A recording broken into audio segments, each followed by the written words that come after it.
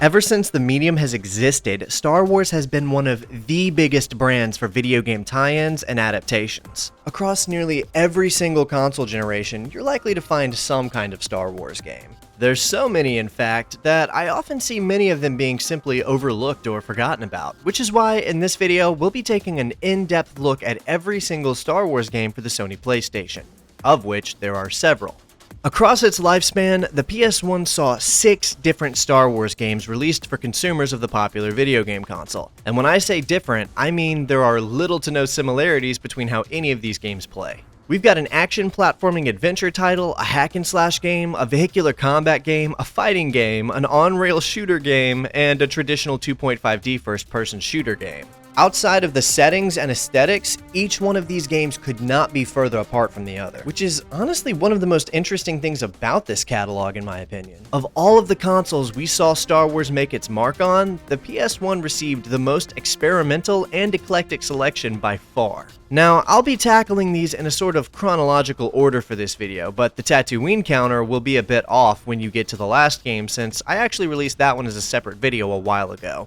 I'll cover the updated counter at the end of this video though. So with all of that out of the way, let's get into it as we take an extensive look back at every Star Wars video game on the Sony PlayStation.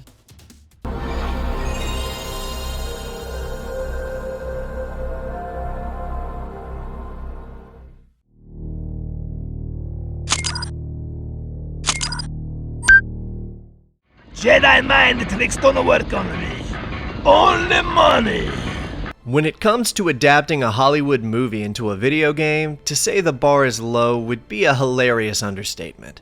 Such endeavors often ended up being little more than an obvious cash grab by big publishers who didn't recognize the medium as anything more than a technological avenue for more toy sales. That said, no film cashed in on more methods of marketing and multimedia reach than Star Wars Episode I: The Phantom Menace. A movie that saw not one, not two, but 9 different tie-in video games. Of those 9 games, however, only one of them was a direct adaptation of the film itself, a fact which the game boasts by sporting the exact same name as the movie with no extra or alternate subtitles. This particular game is simply called Star Wars Episode I: The Phantom Menace, and does its best to take the player through a playable version of nearly every sequence from the film. No, seriously, I can hardly believe how good of a job this game does at sticking to the beats from the movie. Of course, those sequences are altered significantly to suit making each scenario something playable in a video game format. But I honestly found all of the changes to be welcome, as it was fun to play through an alternative version of the events we saw in the movie. Although this was published by LucasArts, a studio called Big Ape Productions is actually credited for the development of the game itself. Although I'm not sure if they handled all of the production or only parts of it. I say this because the CGI cutscenes we see throughout the game look very similar to the ones seen in other LucasArts games from that time period like Shadows of the Empire or Masters of Teras Kasi. It was developed and released for Microsoft Windows as a PC game and released on May 18th, 1999, just 2 days after the film's theatrical release. Then, roughly 4 months later, on September 14th, the game was ported to and released on the Sony PlayStation, which is the version I'll be playing and showing footage of for this video. Although I owned and played the PC version as a kid, that's the one I always see people talking about due to its graphical superiority. So I wanted to hone in on the PS1 version for this video and talk about what this port has to offer. The gameplay on offer here is a very strange hodgepodge of mix and match mechanics that make the experience a little difficult to pin down. It's an action-adventure game with platforming, dialogue interactions, sandbox exploration, and puzzle solving, all playable via a top-down camera perspective. There is very little information on this game's development, which leaves me with very little to say about what engine it's made on. What I can say is that it appears to be technologically competent. With that out of the way, let's take a look back at this video game adaptation of Star Wars Episode I: The Phantom Menace. I have a bad feeling about this. We open in the waiting room of the Trade Federation control ship, much like the film did, with Qui-Gon and Obi-Wan discussing their purpose in the Naboo system with the Viceroy. Expectedly, poison gas begins to flood the chamber, but that's when something unexpected happens. we have a dialogue tree interaction with the protocol droid in this room. This matters because why did they bother to put this function in the game? The truth is, I don't care why they did it, I love it. Of course, this interaction didn't happen in the film, but it sets a clear precedent about what players are in for. This isn't just going to be a game of playing through levels and killing things the whole time. Just like the film, the doors open to let Qui-Gon and Obi-Wan burst out in spectacular fashion as they slice the battle droids to pieces.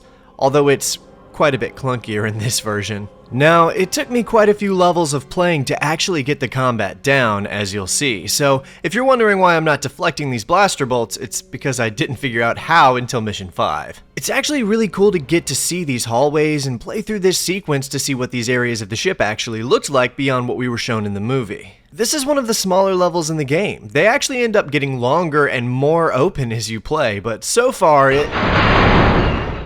Alright, well, we can still press on. If anything, this helps us slip past our pursuers. Well, there goes our ride. The fact that we can actually witness this scene from an entirely different perspective via this game is actually so cool, and I very much appreciate this little detail. Meanwhile, we have to make our way through these... Ventilation shot. At this point in my playing, I still had no idea how to really handle this game's combat, so I was getting slaughtered. No worries though, as I do begin to figure it out here shortly. That's right, we're going tactical commando with Obi-Wan doing Jedi side rolls while laying down a barrage of blaster fire. This is completely ridiculous, but I still cannot seem to get enough of it. Let's take this generator offline real quick. Alright, now all we need to do is find Qui-Gon and get off this ship. Obi-Wan! Again, we don't exactly see Qui-Gon or Obi-Wan boarding these troop transports in the movie, so getting to play through this sequence is really interesting, especially since the developers are flexing their game's capacity for moving parts via button press. For a PS1 game, this is genuinely impressive, and we haven't even seen the last of it yet. Oh, here comes trouble. Taking out these droids, we can utilize this hovercraft to sneak aboard the troop transport and make our way to the surface. I'm not even going to front. These CGI cutscenes are so utterly unnecessary for a game based on a movie that already shows the things the cutscene is trying to emulate. Even so, their aged aesthetic paired with the novelty of this little title makes their inclusion feel special in a way that the developers literally could not have foreseen. I still love them. Anyway, we're on Naboo now, specifically the planet's swamps. I actually remember playing this level as a kid. I hated it back then, but playing it now, I'm actually a little bit charmed by it. I can really see what they were going for, and since the swamp sequence in the movie is so short-lived, getting to see more of what the Naboo swamps feel like is a treat for fans like me. And the game even has swimming mechanics. I mean, this might seem menial compared to modern games, and it really doesn't play a role in this game at all beyond this level and one other one, but the fact that it's here is just very cool to me. Things like this weren't super common in PS1 games, so I'm always impressed when I see this level of environmental interactivity. There's a lot of core mechanics introduced to us in this level actually, like the... Wait, did you hear that? Who are you? Lisa Jar Jar Binks. Jokes aside, Jar Jar plays a minuscule role in this game, so if you've got an issue with him, don't worry, you'll barely see him. I personally don't mind the character in general, but I'm aware some people can't stand him, though that's another topic altogether. Doesn't matter what I think of him though, because the developers clearly hate him. Misa clumsy, but Misa still hot.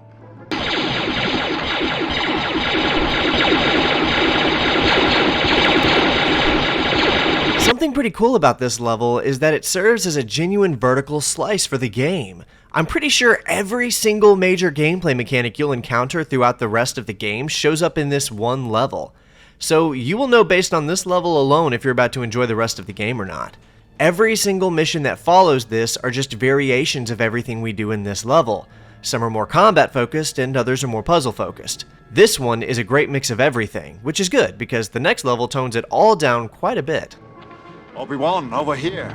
I see you've met John. We need to find safe haven until these droids pass by. The Moto Grande safe place would be Otoganga. 'Tis where I grew up. 'Tis a safe city. Can you take us there? It's embarrassing, but I've been banished. I've forgotten the bosses would do terrible things if me going back there. You hear that? That is the sound of 1,000 terrible things heading this way. Your point is well seen. This way, hurry. I warning yous. Gungans no liking outlanders. Don't expect a warm welcome. Getting into Auto Gunga, the expected dialogue occurs of Qui-Gon reasoning with Boss Nass about getting to Theed, except this time we have to go rescue Jar Jar from jail as Obi-Wan, and it's interesting. Before I talk about that, I gotta take a second to applaud the game design a little bit. I know it's following the plot threads of the film, so they kinda had to do it this way, but opening on an action combat-centric level and progressing into a level that introduced more platforming and puzzle solving, which then leads to a totally puzzle-focused level, is brilliant in my opinion. After this, the game just cycles through variations of the aforementioned level types. As for Auto Gunga, it takes what I'd say is the second highest amount of liberties for the sake of gameplay inclusion as we see in the game. The first being Coruscant. I'm trying to sell these electro-binoculars. Wandering around this underwater city and interacting with the Gungans makes for a unique experience that you can't really find in any other Star Wars game. I'd say this is one of the things that makes this game worth playing, actually. Just for the novelty of walking around the city and experiencing it like this. These platforms going up and down like this is, again, just showing off what they were capable of pulling off in this game at the time. It's great, I love it. For a game that insists on not letting us look up, it does have a surprising amount of verticality. As mentioned before, this game relies heavily on platforming since there's no real enemies here unless you make them, which of course I did make them by not bothering to figure out the correct way to handle getting around these guards, so I ended up just killing a bunch of them. But I'm pretty sure that's standard practice for this game, so I wasn't worried about it. I do love how we can see all of the fish moving around outside of the bubbles we're in. This is such an awesome level of love and care for a movie tie-in game. Anyway, there's Jar Jar, let's get out of here.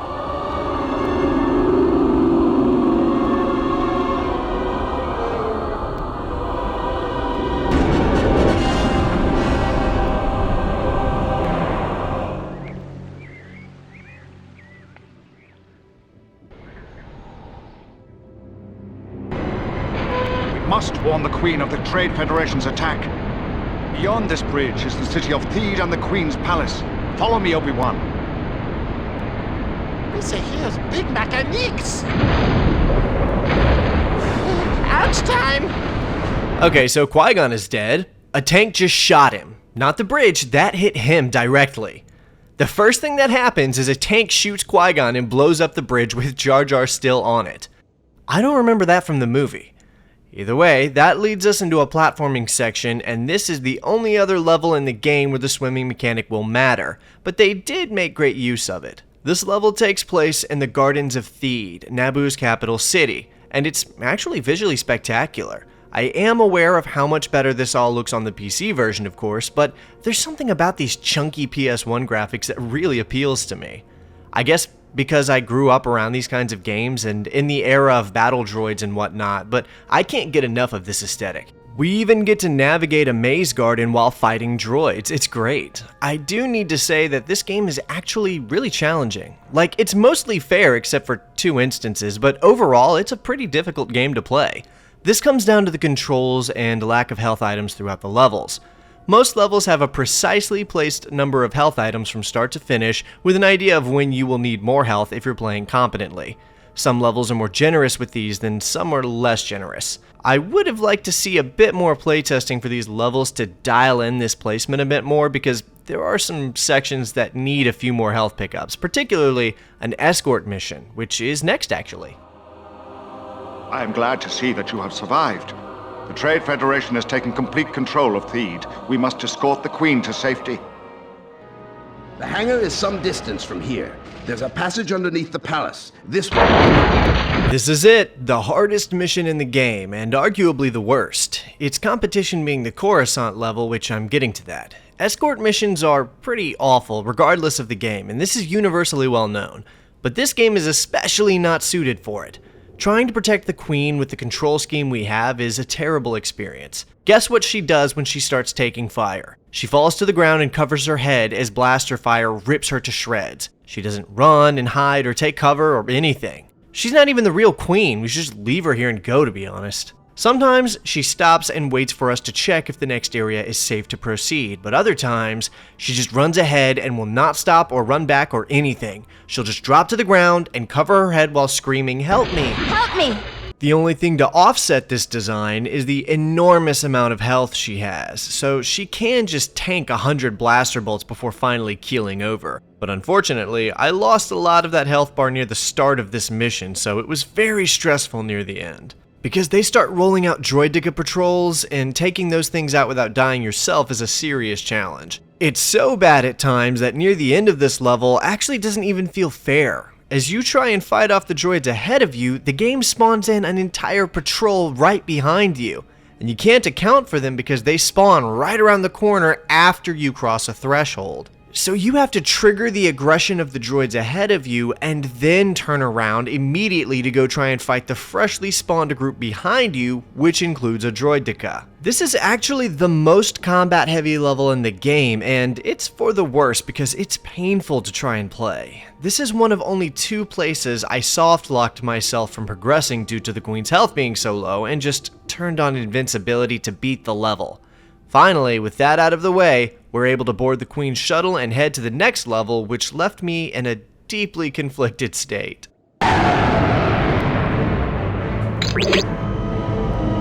It's pretty well known on this channel how little I appreciate the frequent usage of the planet Tatooine in the Star Wars universe. I understand how much it probably eases development time to make assets for a barren desert world, and I also recognize the significance of the world to the films. That said, I usually get frustrated when other media in the universe opts to go to Tatooine because it's supposed to be a backwater nothing planet whose only notable trait is being the planet that Jabba the Hutt operates from. The Hutts are gangsters. So the fact that arguably the best 3 missions of this game all take place on Tatooine was a surprise to be sure, but a welcome one. For the next 3 levels, we are given control of Qui-Gon as we wander through the streets of Mos Espa trying to get our hands on a T-14 hyperdrive generator, a part that no one in town seems to have except for our favorite Troidarian, Watto. When I say that's what we're doing, I mean we are literally just walking around doing side quests to help the residents of the town and trade parts. So why did I say these levels are the best of the game? Well, I don't really know if I can explain it, but I just felt like there's something so satisfying about getting to walk around and interact with people and do side quests as a Jedi in a more sandbox RPG setting like this. The first thing that happens is the game lets us fight off some Tusken raiders between us and the town. These things are really aggressive and want us dead, and probably also to assault us and enslave us, and maybe, depending on the tribe, even eat us through a straw. I hate them! So I slaughtered them like animals. Finally getting into the city of Mos Espa, we see a host of friendly NPCs to interact with, and the way they were able to make this little city feel so lived in on a PS1 game is so cool to me.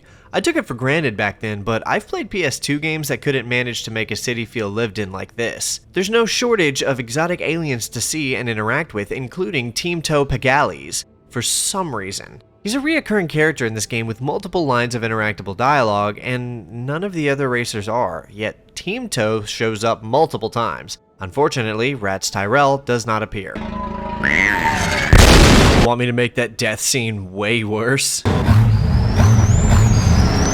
That's a real deleted scene, by the way. He actually says goodbye to his wife and several newborn children before the race and then dies shortly thereafter.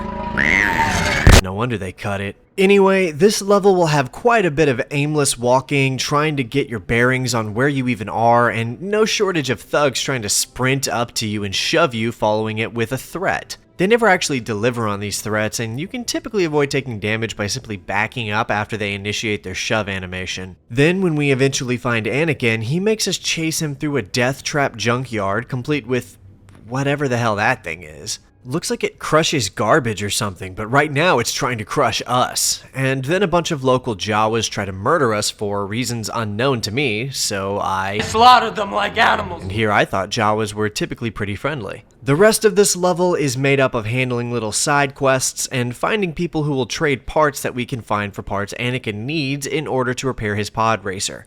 Which, actually, there's a couple of different ways to accomplish this. You don't have to rely on a single method of who to trade with. Depending on what you do and for who, you'll get a variety of different parts that you can trade with various NPCs across the town. Also, we have to fight and kill this thing. What is this thing, you ask? Well, I don't know. I tried to find information on what it is, but no one seemed to know, and guides always simply referred to it as a beast or monster. Before you suggest it, no, this can't be a cliff wampa. In my retrospective on Shadows of the Empire, I noted the fact that it was very odd to find wampas on a desert planet when we really only saw them on Hoth in the films. As it turns out, this was accounted for, and I simply didn't do enough research because game director John Knowles explained why it's there. He's quoted as saying, quote, "The cliff wampa is actually the result of Imperial bioengineering. The Empire was so impressed by this powerful creature, who you'll remember did maul several of their vaunted stormtroopers on Hoth, that they managed to capture some and adapt them to various environments to be used almost like a vicious guard dog," end quote. This means that it's not native to the planet Gaul where we saw it in Shadows of the Empire, and this can't be one because the Empire doesn't even exist yet. So, what is this thing? Most of the wildlife on Tatooine tend to be scaly and reptilian, so since this isn't a cage like this, it might not be, and actually probably isn't from Tatooine. So I'm accepting theories as to the identity of this creature in the comments. Go crazy, lore nerds. With the parts for Anakin's pod racer on hand, we're ready to make our way to the Mos Espa arena where we can prepare for the big race. Alright, so we've reached the arena, and Darth Maul can be spotted watching us from afar menacingly before we get started here. This is a shorter mission, but a lot happens here. Before we can go meet the others to watch the race, Qui-Gon has to go strike a deal with Jabba the Hutt to borrow the money for the bet he's making with Watto.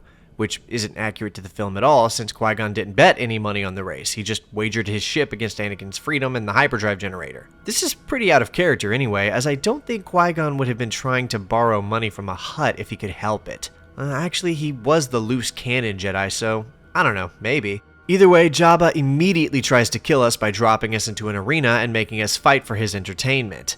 As for what it is we're fighting, again, I'm not sure. The guides just refer to him as Jabba's champion, but I'm not sure what this thing is supposed to be. He's too big to be a Gamorrean, and this game is actually notorious for the absence of Gamorreans anyway. Well, we kill the thing and head out into the cantina where we find Teamto having a drink. From here, we have to find Watto to make our bet, but before we can get to him, we have to buy this guy and his Ithorian friend a jury juice. Then we link up with Watto, place our bet, and head out to see Anakin before the race. All is well until this little creature comes running up and takes Anakin's ignition capacitor. He's gonna need that thing, so we have to chase it down as it runs us through a host of Tusken raiders trying to kill us before finally leading us straight into a trap.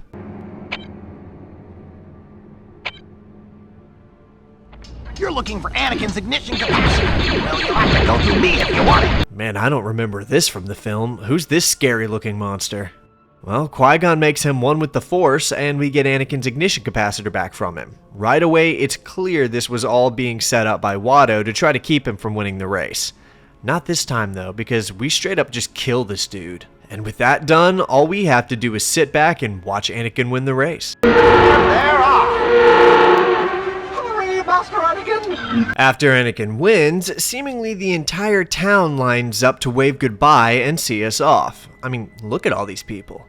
Oh well, we've got places to be, so we head into the desert back to the Queen's ship. And on the way, we get ambushed by a bunch of these DRK-1 Dark Eye probe droids. I manage to fight them off and get back on track when suddenly, Darth Maul literally jumps down and starts flailing his blade at us wildly. This is our first example of blade combat, and it's insane. I do survive, but barely, because trying to play this game's melee combat is very unpredictable. Thankfully, there's a med kit here for us to heal up before finishing our battle and jumping aboard the Queen's ship as it leaves.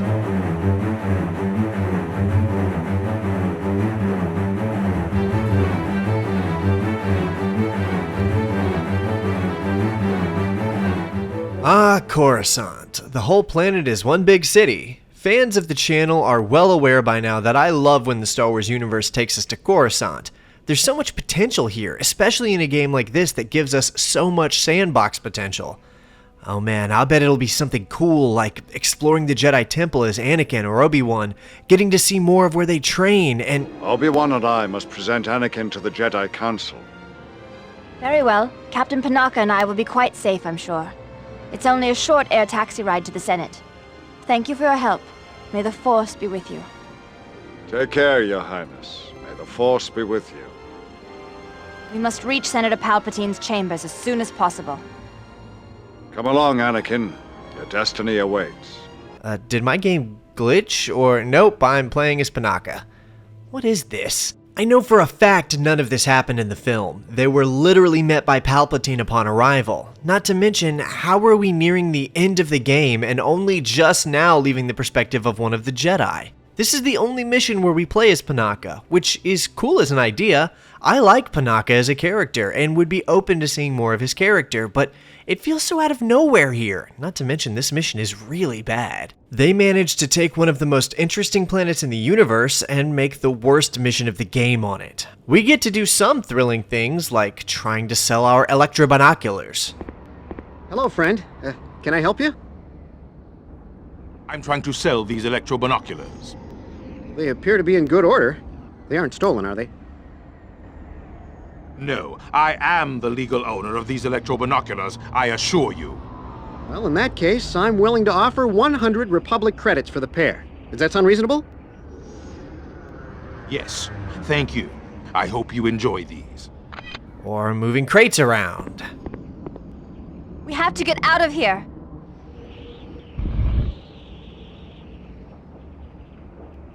Lots of moving crates around, actually. Like, this one puzzle requires so much crate moving and wastes so much time for no reason other than to pad the mission length of an otherwise very short mission. When we're not doing that, we're fighting off hordes of thugs attempting to kill us. At least this little cantina sequence looks pretty cool, and we get these really neat little aliens to talk to. Lastly, we end up going through these sewer areas where a bunch of homeless people are holed up underneath the Senate chambers, which is admittedly a really neat little detail to show in this level, but after that, it's done. It's a really short mission, honestly, and a big waste of potential where we could have played as Obi-Wan in the Jedi Temple doing some side quest stuff with Anakin or something. Really, just imagine how cool this game would be if we got to actually walk around some parts of the temple and interact with a Jedi or two. Maybe they weren't allowed to go that route or thought the game needed more combat, but I think this was the wrong move, personally. I do need to give the game props for managing to make its most enjoyable missions on Tatooine and its worst mission on Coruscant. Good job.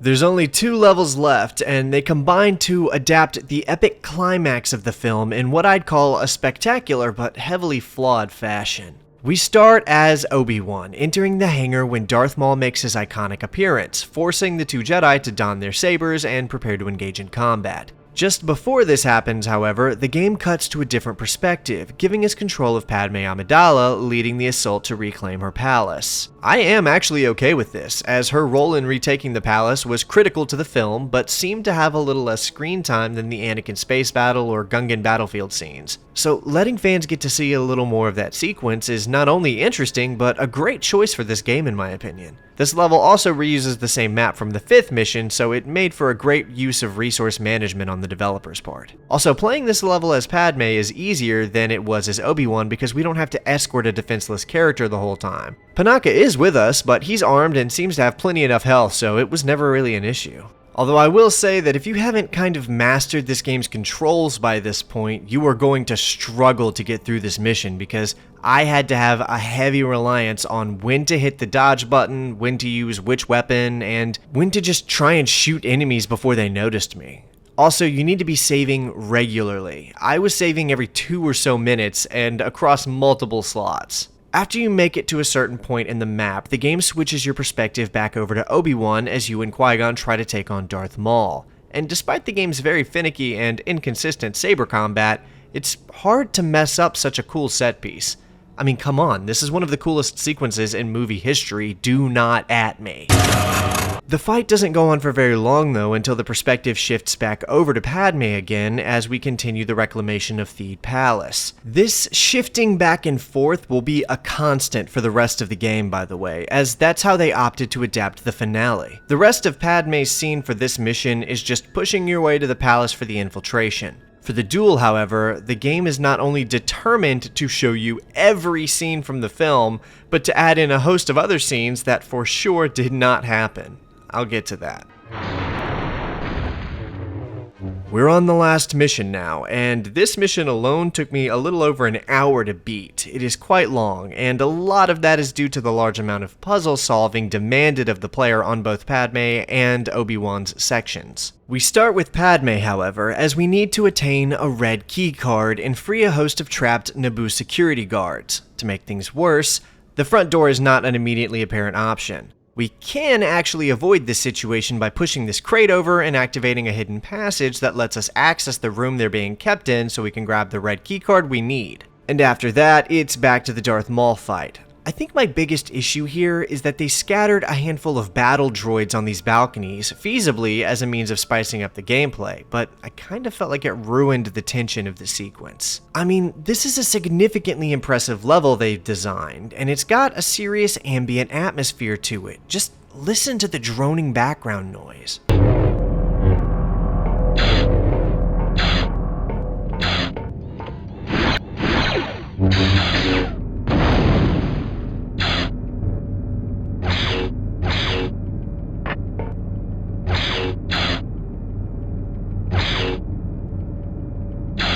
The only sound is the blades clashing in the distance, and it gets ruined every time we hear a blaster shot go off, which isn't the end of the world, and I can appreciate them trying to ensure players got as much content as they could stuff into the game. That said, sometimes less is more. Going back to Padme, we get a long hallway sequence that really just ends up being just keeping our distance and spamming repeater rounds in the general direction of anything that resembles a droid. Which then leads us to another crate puzzle and into the main hall. Back to Obi-Wan again, and this section is where the game really doubles down on the platforming elements. I was pretty good at platforming in this game, and even I was struggling to make it work in this section. After this, we get our last real puzzle of the game, where we need to move a crate to access the control room for these energy conduits. Moving the conduits around does allow us access to the next section, where we can finally catch up with Qui-Gon. But not before the game swaps perspectives back to Amidala again as we tackle one final wave of battle droids before breaking into the throne room and confronting the Viceroy. Then we're back to Obi-Wan again for the final time, finally catching up to Qui-Gon and, well, I mean, you know how this plays out. Die, Jedi, die. I'm gonna be real with you. I was so low on health at this point in the game, and the level does not offer any health pickups that I could find before this confrontation, and I really didn't want to replay this whole level again, so I just cheated my way to infinite health so I could get this over with. But I mean, it was a climactic duel.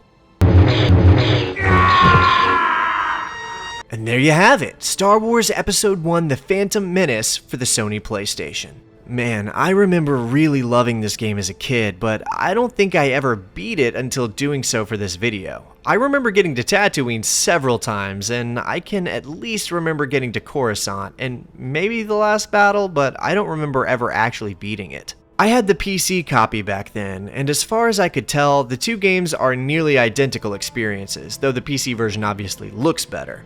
It's a really weird little game, and I'm not sure I've ever played anything like it before. The combat isn't great, and the sandbox aspects, although fun, are more what I'd call half-baked. The game doesn't really do anything super well, but it does so many things interestingly enough to make the game feel like an overall rewarding time. I enjoyed playing it even now for the most part. There were a few minor annoyances here and there, but overall, I think it makes a great little companion piece to the film it's adapting. And now that it's readily available on modern consoles like the PS4 and 5, it's easier than ever for you to get your hands on it and try it out for yourself. If anything you saw was interesting and you want to sink into some prequel-era Star Wars content, then, I mean, you could really do worse than this one. And I seriously mean that. You really could do worse than this one. Although I've had plenty of positive things to say about the game here, it was not received quite as well on release. Looking back now shows an aggregate score of 54% for the PS1 release and a moderately more generous score of 62% for the PC one, which just about sums up the overall reception to the game in general. The PC port was reviewed on the lower end of favorable, while the PS1 version got treated just a bit harsher. I will say that a lot of the negative comments I saw were mentioning the game Jedi Knight Dark Forces 2 as a comparison, stating that this title paled in comparison to that one, which, as a well-known fan of that game, feels a bit odd. Their releases were years apart and their gameplay is totally different. The only commonality here is the Star Wars moniker. Regardless of that though, critics were using the Phantom Menace's failure to match up to what Dark Forces 2 had accomplished as a point of criticism, so take that how you will, I guess. As for me, I still think that the Phantom Menace is a great time, offering up a unique take on the events of the film that's made for fans of the series to jump in and enjoy. From the janky combat to the simple puzzle solving, it's pretty clear there's nothing groundbreaking about this game. It's just a Star Wars game letting you play through the events of the movie it was made for. That's all it wanted to be, that's all it advertised itself as, and that's more than enough for me.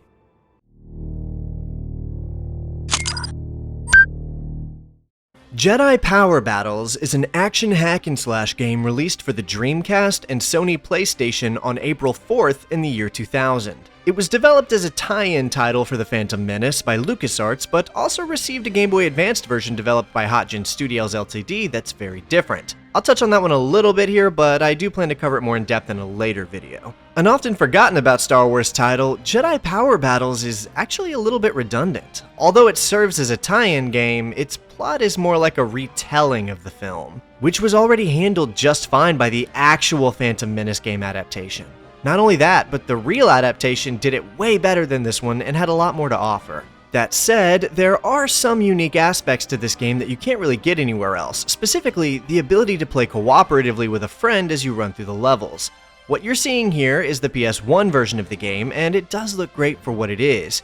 Although this game was released for the PS1 a few months before the PS2 found its way to store shelves in the US, so I think it's fair to say the game was dated even for its own time considering what's on offer here. Not only does it have very little to offer narratively, the game itself is a bit limited in its offerings, with only 10 main levels across the duration of its playtime, and a few hidden unlockable ones that most people probably never saw. But that isn't to suggest the game is short. Oh no, it's lengthy, but this is due entirely to the intensity of its difficulty. This game can be pretty damn hard, but only sometimes, strangely enough. Some of these levels took me upwards of an hour and a half to beat, while others seemed to go by a little faster. A lot of this is due to the lives mechanic.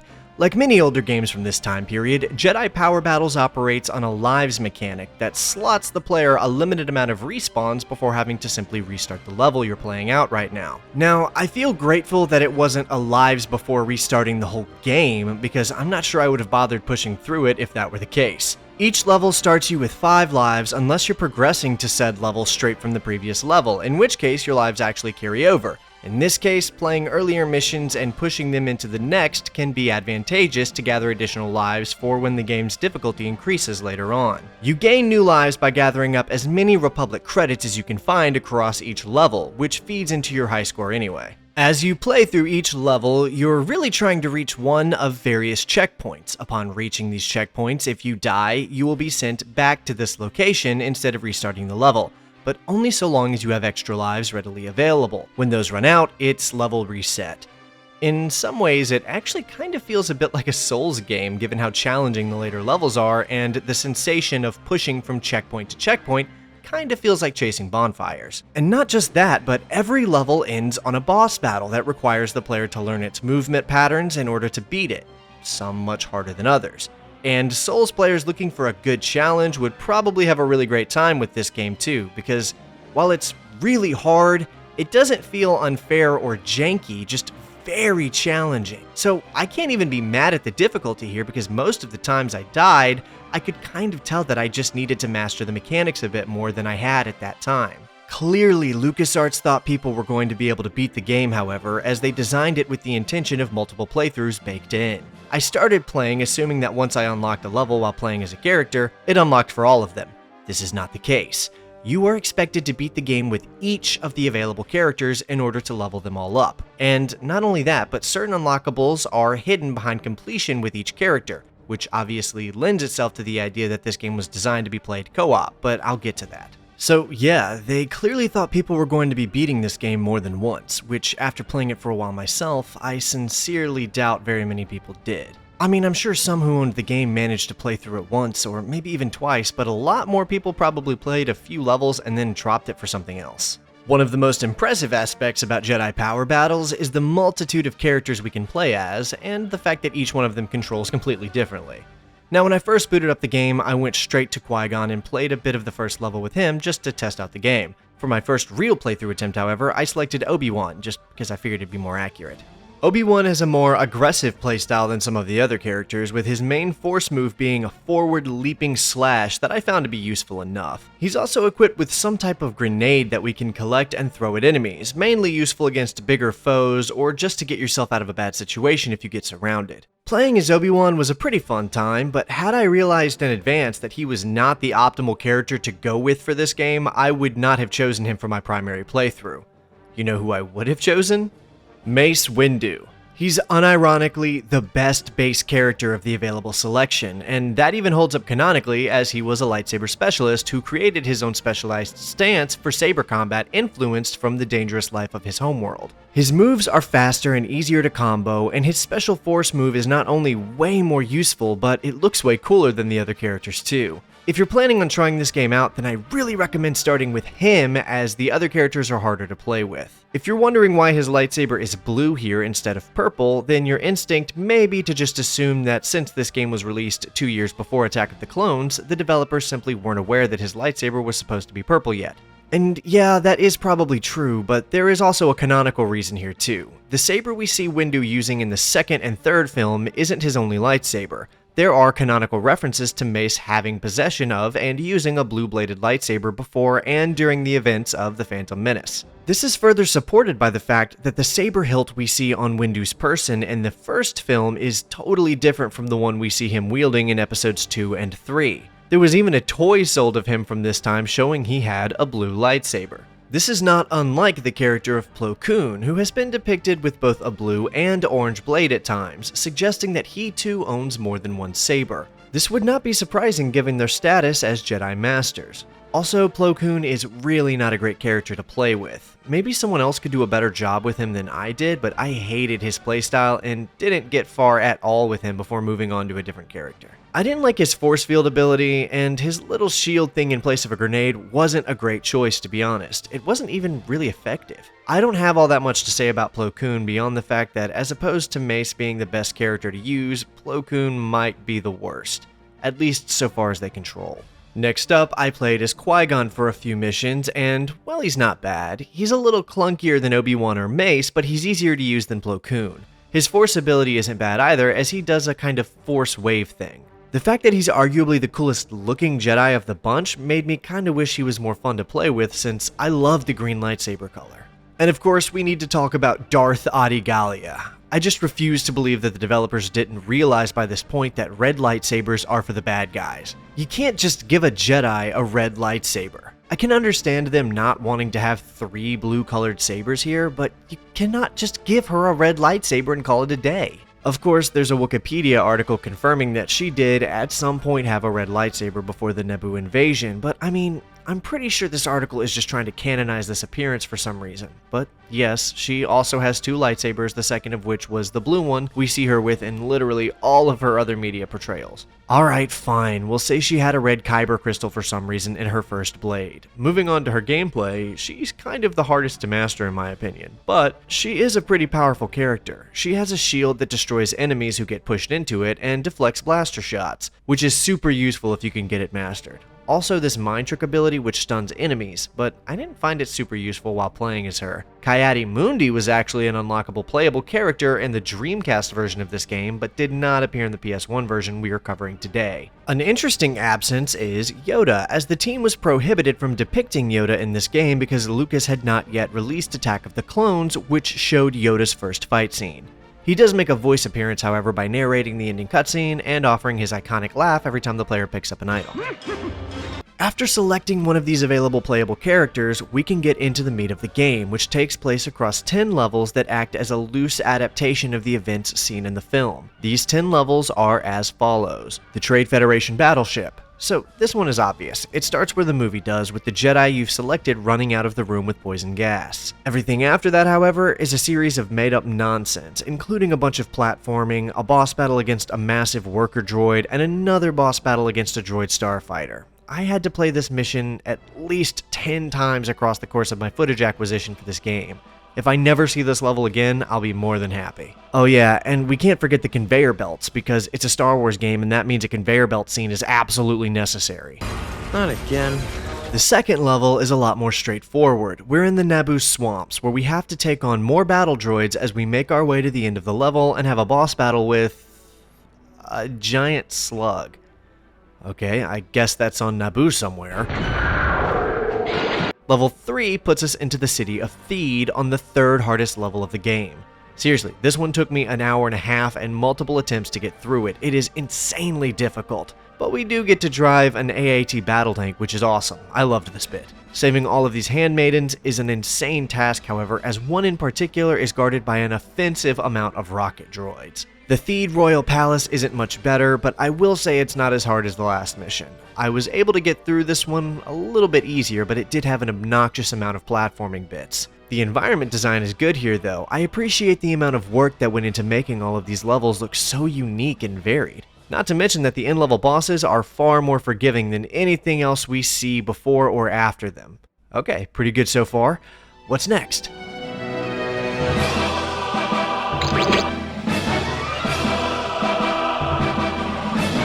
The game has been stupidly hard so far, but this level is where the whole situation takes a sharp turn for the worse. This was the level that made me just give up and start save scumming to get through this thing. Unlike previous levels where you can deflect droid blaster fire back at them, the Tusken Raiders fire solid projectiles, which just evaporate into the lightsaber blade. You have to escort Anakin, but fortunately, he doesn't make himself too much of a nuisance. No, the main issue here is the fact that you're expected to platform while dodging bullets and blaster fire from multiple enemies at once, and if you die one too many times, it's game over. So yeah, I started abusing my emulator's save state functionality to save scum in order to get through this slog, and don't worry, it gets worse. Once we power battle our way up the side of this hill, hoping for the sweet release of the end level, we're put face to face with this monstrosity. I don't know what it is, I don't know how to beat it, and I tried many times to do it the right way until I was driven to the point of enabling cheats just to get past it. I'm still not sure how to beat it. I don't think overcoming it the fair way was even within my capability. It moves too much and doesn't give you any room to strike it. Even with invincibility on, I still couldn't see the pattern needed to beat it without taking damage, and you basically can't take damage, because this isn't even the final boss of this level. No, that would be Darth Maul, who shows up in a minute after we trudge through another 5 minutes of Tusken Raiders to really test our health and lives. Again, this boss is just not fair. You can barely even move without taking a hit. You can't block his attacks because he can wail on you until your block gets broken, and he has an infinite block. No, really, I actually tested that later. His block cannot actually be broken. You have to time everything so precisely and continuously vary your attack patterns to even land a hit on him. So it's a good thing we'll have a whole level dedicated to fighting him later. And however difficult I'm making this sound, it's not enough to emphasize the actual difficulty. So believe me when I tell you that the next level just leaves the realm of reasonable. Technically, this level is split into 2 parts, and is actually 2 different levels, but your lives carry over between both parts, so if you die at the end of the second part and lost all your lives, it's game over. Back to the start of the first part. This is the hardest level of the game. Even the levels that follow this one aren't as hard as this one. It's not even like challenging, it's just grossly unfair. So of course I had to go watch a speedrunner make the whole thing look easy like he was barely trying. Well, what else is new? Either way, I'm not bad at games like this. I know this is just really hard because that's the only thing this game is even known for. It's difficulty. Most of the people who have ever owned it probably haven't even seen the later levels, including this one. There are upwards of a dozen of these thugs on screen at once, all shooting at us endlessly and making it very hard to platform. Although trying to just run past them is the only reasonable way to get through it, because if you tried to fight them all, you'd either run out of health and lives or die of old age before seeing the end of the mission, because it takes forever to try to do it that way. I'll give the designers props for integrating these moving cars as part of the platforming in the level though. I do think that's a cool idea, and they did interesting things with it. Also, they gave this one specific boss his own theme song, and it's super short-lived.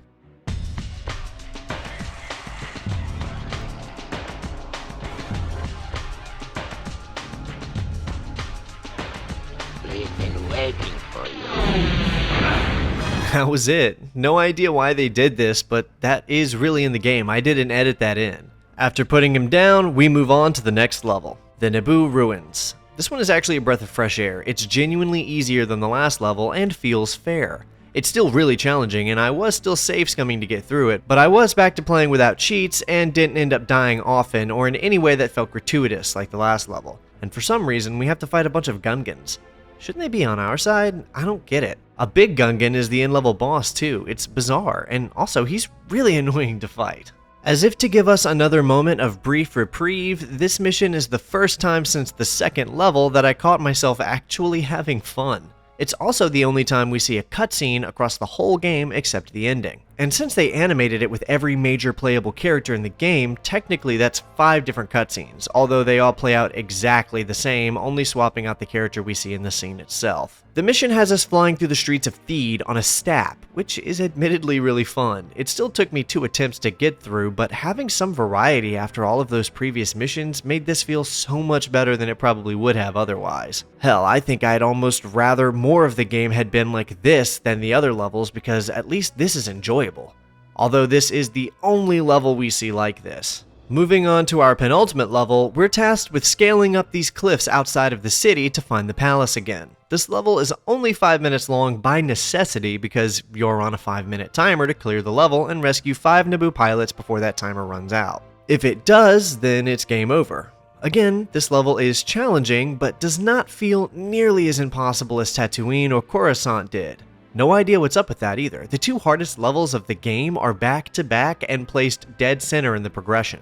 One thing I'll say about this level is that it's one of the better looking ones in the game. The waterfalls and gorgeous Nabooian architecture are very pleasant to look at even in these graphics.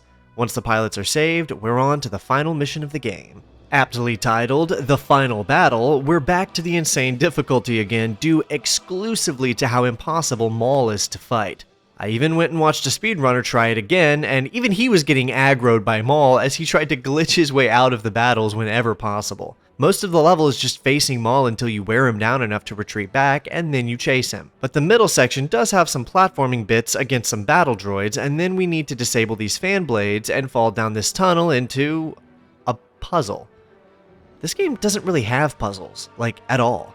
This inclusion is very perplexing, but I had to do it so many times with each character that I ended up having it totally memorized by the time I was done with this game. Then we face off against Maul, again, and finally put him down. Run the ending cutscene. Awesome, cool, we did it. But wait.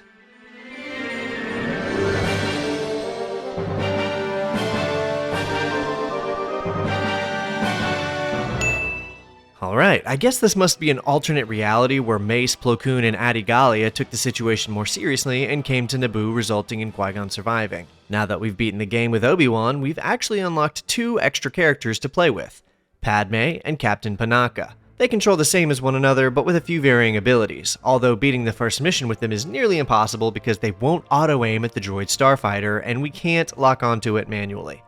This game feels unfinished.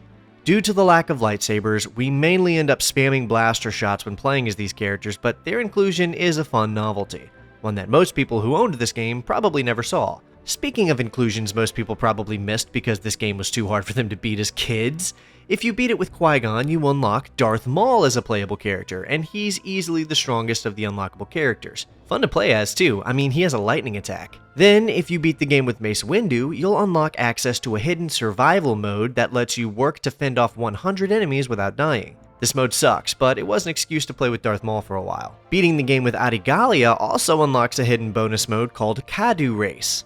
It sucks. You mash a button to race one Kadu against another, and then you win. Can't believe this was even included. It sucks, man. And lastly, if you manage to beat the game with Plo Koon, you will unlock a hidden level called Droidekas that lets you play through the Theed Palace level as said Droideka. This is pretty much the only one of these hidden modes that was actually fun. Rolling around as one of these things, firing off shots at Naboo pilots was great. It sucks that most everyone who ever owned this game never played this mode.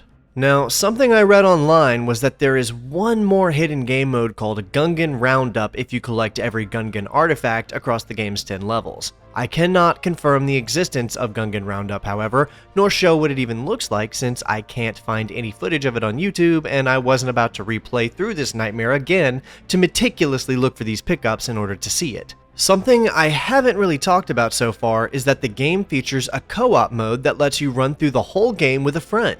You can both select any of the available characters to play as and run through the levels together. And let me tell you, I'm almost positive that this game was designed with co-op in mind. It could just be the fact that reportedly the PS1 doesn't have difficulty settings, but I think in general this game was intended to be played with a friend. Oh yeah, I haven't mentioned that, have I? Jedi Power Battles has 2 difficulties to select from, an easy mode and a Jedi mode. But according to what I've read, selecting the easy mode option on the PS1 doesn't alter the difficulty at all. It's on Jedi mode no matter what you do unless you're playing on the Dreamcast.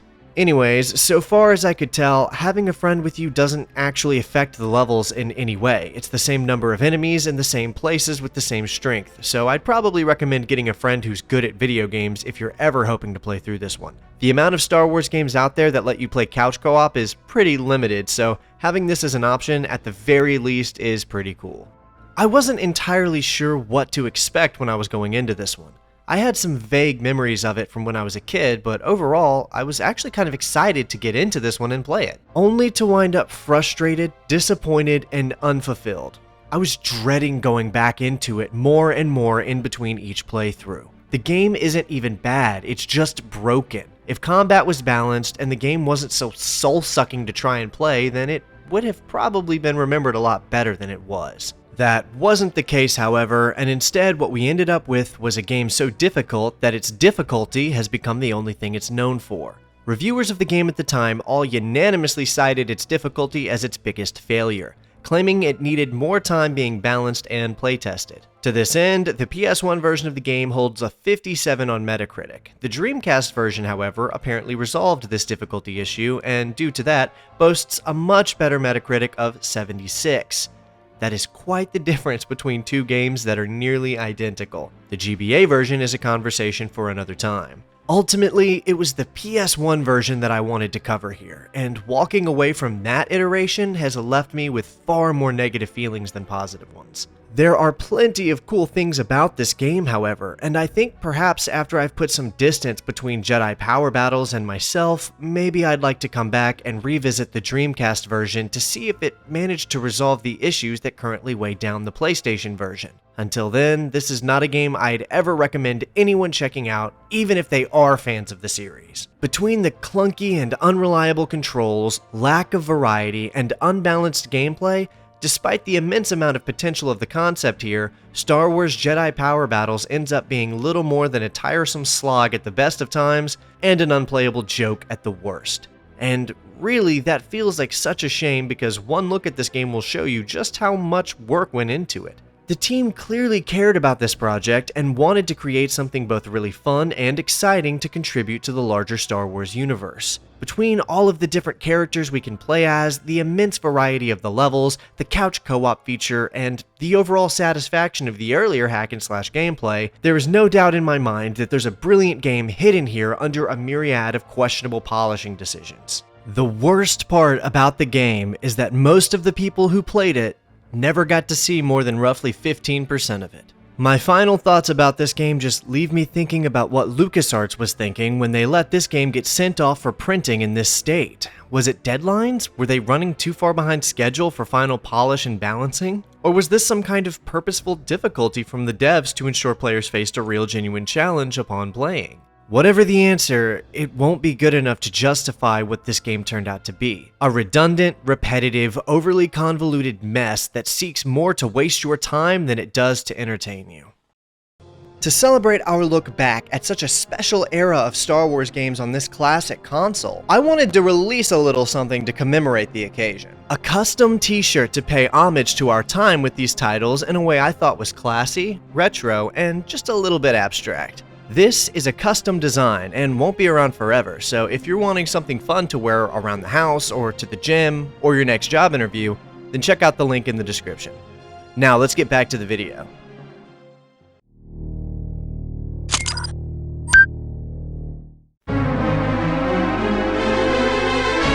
One of the more peculiar Star Wars games I've ever played on this channel has to be the vehicular combat game called Star Wars Demolition. Released first on December 13th in the year 2000 for the Sony PlayStation, and then on November 20th for the Sega Dreamcast, Star Wars Demolition was developed by a smaller studio called Lux of Flux based in Santa Monica. While this isn't the only vehicle-based Star Wars game from this time period, as it joined the ranks of various other excellent titles like Rogue Squadron and Battle for Naboo, it is certainly the strangest. And also, strangely enough, features the edgiest marketing campaign I've ever seen in a Star Wars game. I don't think I've ever seen a Star Wars game try so hard to make it clear that this is a T for Teen title. Just look at the posters for this thing. They managed to use the word carnage twice on the same poster after saturating it in as much red and as many explosions as they could manage without the poster becoming an explosion itself. And the weird edginess doesn't end there, as nearly every cutscene in the game features prominent screen time of the scantily clad Twi'lek slaves seen in Episode 6. Don't get me wrong, I don't hate the edge appeal of the game. In fact, I tend to love games the edgier they are. Not to mention, some of the in-game victory cutscenes look straight out of a TikTok edit.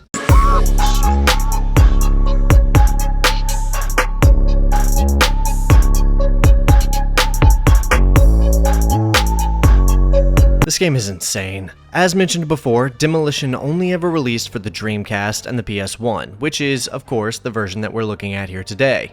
The game doesn't have much of a plot to speak of, but there is a thin veneer of a storyline offered up to give the player a reason why they're flying around a battlefield fighting an AAT, a speeder, and a Rancor at the same time. Demolition takes place directly before the events of Return of the Jedi, and as such features a few notable characters from the film, although not quite in the same way as you may expect to find them. The Empire has recently placed a total ban on pod racing galaxy-wide, which, I mean, we know how petty Anakin can be. I find it more than reasonable that the second he randomly remembered pod racing one day after becoming Vader, he moved to ban it out of spite.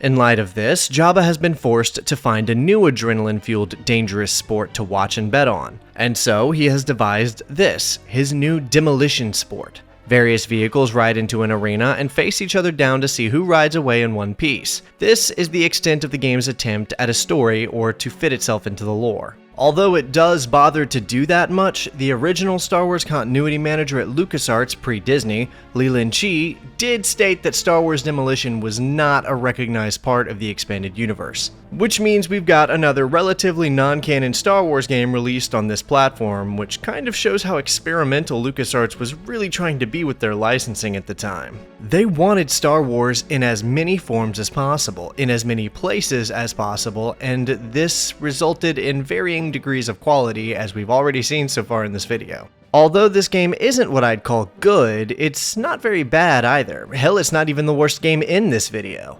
Demolition has 4 different modes available to frame the various vehicular death matches that players will be partaking in. These modes are called Battle, Tournament, High Stakes, and Hunt a Droid. Between these 4 modes, the majority of the game's content will be found in just one, while the other 3 are shallower in their execution. The first mode, simply called Battle, is a stripping down of format in order to enjoy the game at its base level. You select what vehicle you would like to control, and then select the vehicles of your 4 opponents, so you can customize the match to your liking. This is the quintessential 2-player mode as well, so if you've got a friend over, then they can select their vehicle of choice here too.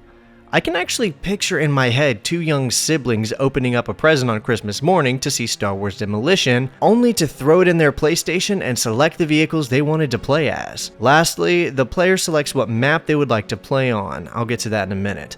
Battle mode is this game in its purest state, without context or cause, just 5 vehicles fighting to the death for victory. That said, the other 3 modes try to be a bit more interesting content-wise. High Stakes mode, for instance, adds a credit aspect to your battles where you're shown odds of victory and place a bet until you either win 10,000 credits or lose it all. This is an interesting enough idea, but just fails to actually deliver a unique enough experience to justify its existence. Hunt a Droid is a bit more fun, letting you pick a vehicle and a map and then just scour the map, destroying as many probe droids as you can until the timer runs out. I actually like this one. I could see myself playing something like this as a kid back then. Which brings us to the sort of main game mode here called Tournament.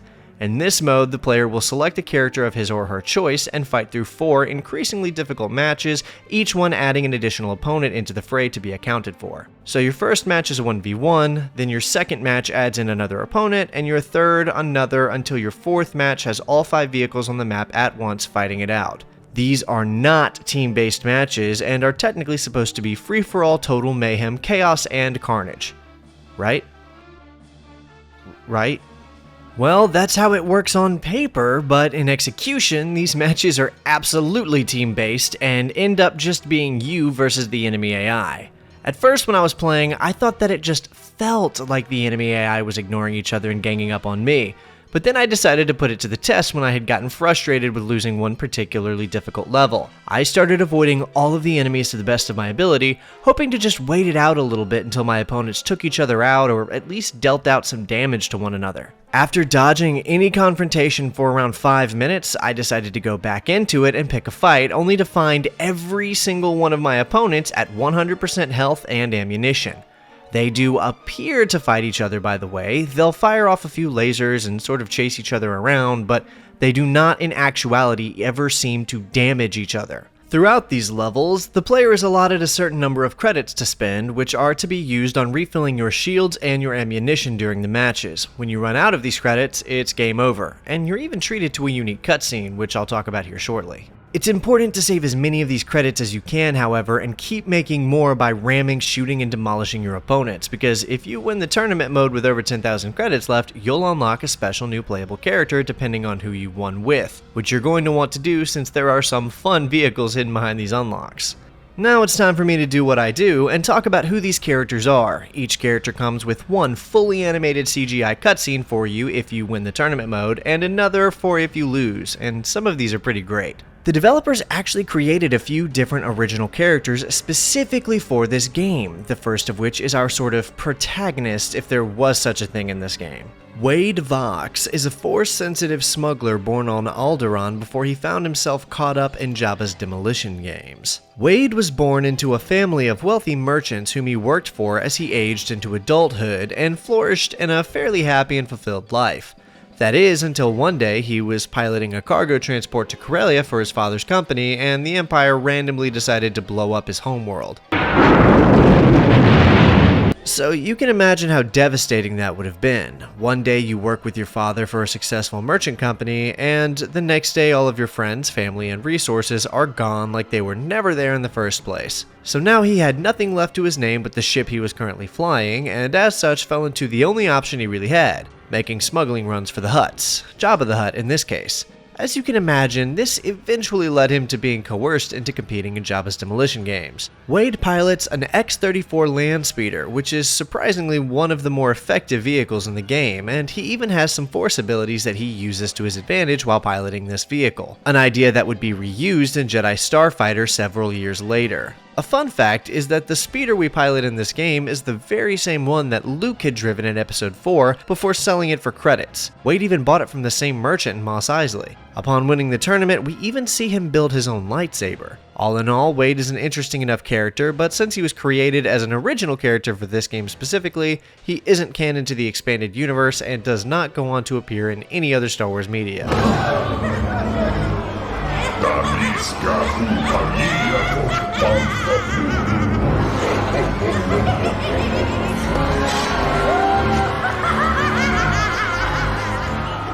Then of course you've got the poster child of the game, Boba Fett.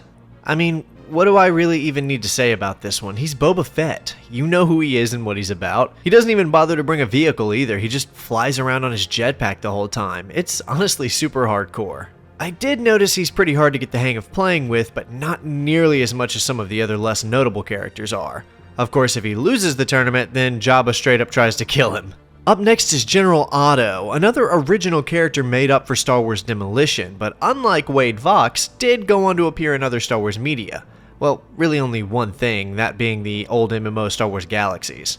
Otto served as a general in the Empire, which was an impressive feat given that he was seen widely as incompetent by his peers and fellow officers. This incompetence nearly led him to execution at Vader's hands, if not for the intervention of one of his friends. Before his career with the Empire was over, Otto would end up stealing an Imperial AT-ST and using it to enter Jabba's Demolition games in hopes of winning enough credits to buy a high-rise apartment on Cloud City where he would live out the rest of his life in peace and bliss. If Otto fails, however, he does end up being caught and turned into Vader for execution. Not a pretty ending, that's for sure. It is, however, the most likely one if you're playing as Otto because he is arguably the worst character in the game. The ATSD is not fast nor agile, and it's too tall to the point where enemies just run into your legs and keep shooting you while you can't shoot back. And even worse, since you can't back up in this game, you have to just try and move around them. It's really annoying and makes him one of the hardest characters to play. Then we've got Tia and Gia, a pair of twin sisters born on the planet of Bestine 4 who ended up joining the rebellion as pilots. Coincidentally, both of them were exceptional pilots at that. One of their weaknesses, however, was their infatuation with the roguish smuggler Han Solo, a man whom they had previously encountered and fallen for. Upon hearing about his capture at the hands of Jabba the Hutt, the twins made up their mind to take a snowspeeder and go to Tatooine in order to free him. They were captured while attempting this, however, and wound up serving as slave girls for Jabba instead. Never one to miss a good opportunity, Jabba convinced the sisters to compete in his Demolition games after learning of their careers as rebel pilots and even letting them use the snowspeeder they had stolen to get there. He did so with the promise of their freedom upon winning the tournament. If you lose, you see a cutscene showing that they remain his slaves until his demise shortly thereafter at the hands of Leia. If you win, you instead see that they remain slaves in spite of their victory upon Jabba going back on his promise, and end up having to be rescued by Leia Organa during her infiltration of Jabba's palace to rescue Han. One of the more colorful characters to appear in the game is Aurra Sing, a character who not only appears in the Phantom Menace for a brief moment, but also has a deep and extensive lore both in the expanded universe and the Disney canon, even appearing in several episodes of the Clone Wars animated series. Because of that, it's pretty difficult to give a lore account of her in this video because she has two very different lores depending on which continuity you look at. And if we look at the EU version, which of course I would, it's far too lengthy to talk about here. So I'll sum it up by saying this. Aurra Sing was a dropout from the Jedi Order long before even the events of the Phantom Menace, and she dropped out of the temple after becoming dissuaded with their ways in favor of becoming a bounty hunter / assassin. Eventually, she took to specializing in contracts hunting potential Force sensitives, which is what placed her at Jabba's Demolition games. She's here looking for a potential Force sensitive that she's been hired to kill, that being the aforementioned Wade Vox. So honestly, she's kind of like the main antagonist, but again, there really isn't such a thing in this game. I did have an action figure of her as a kid though, among a dozen or more others.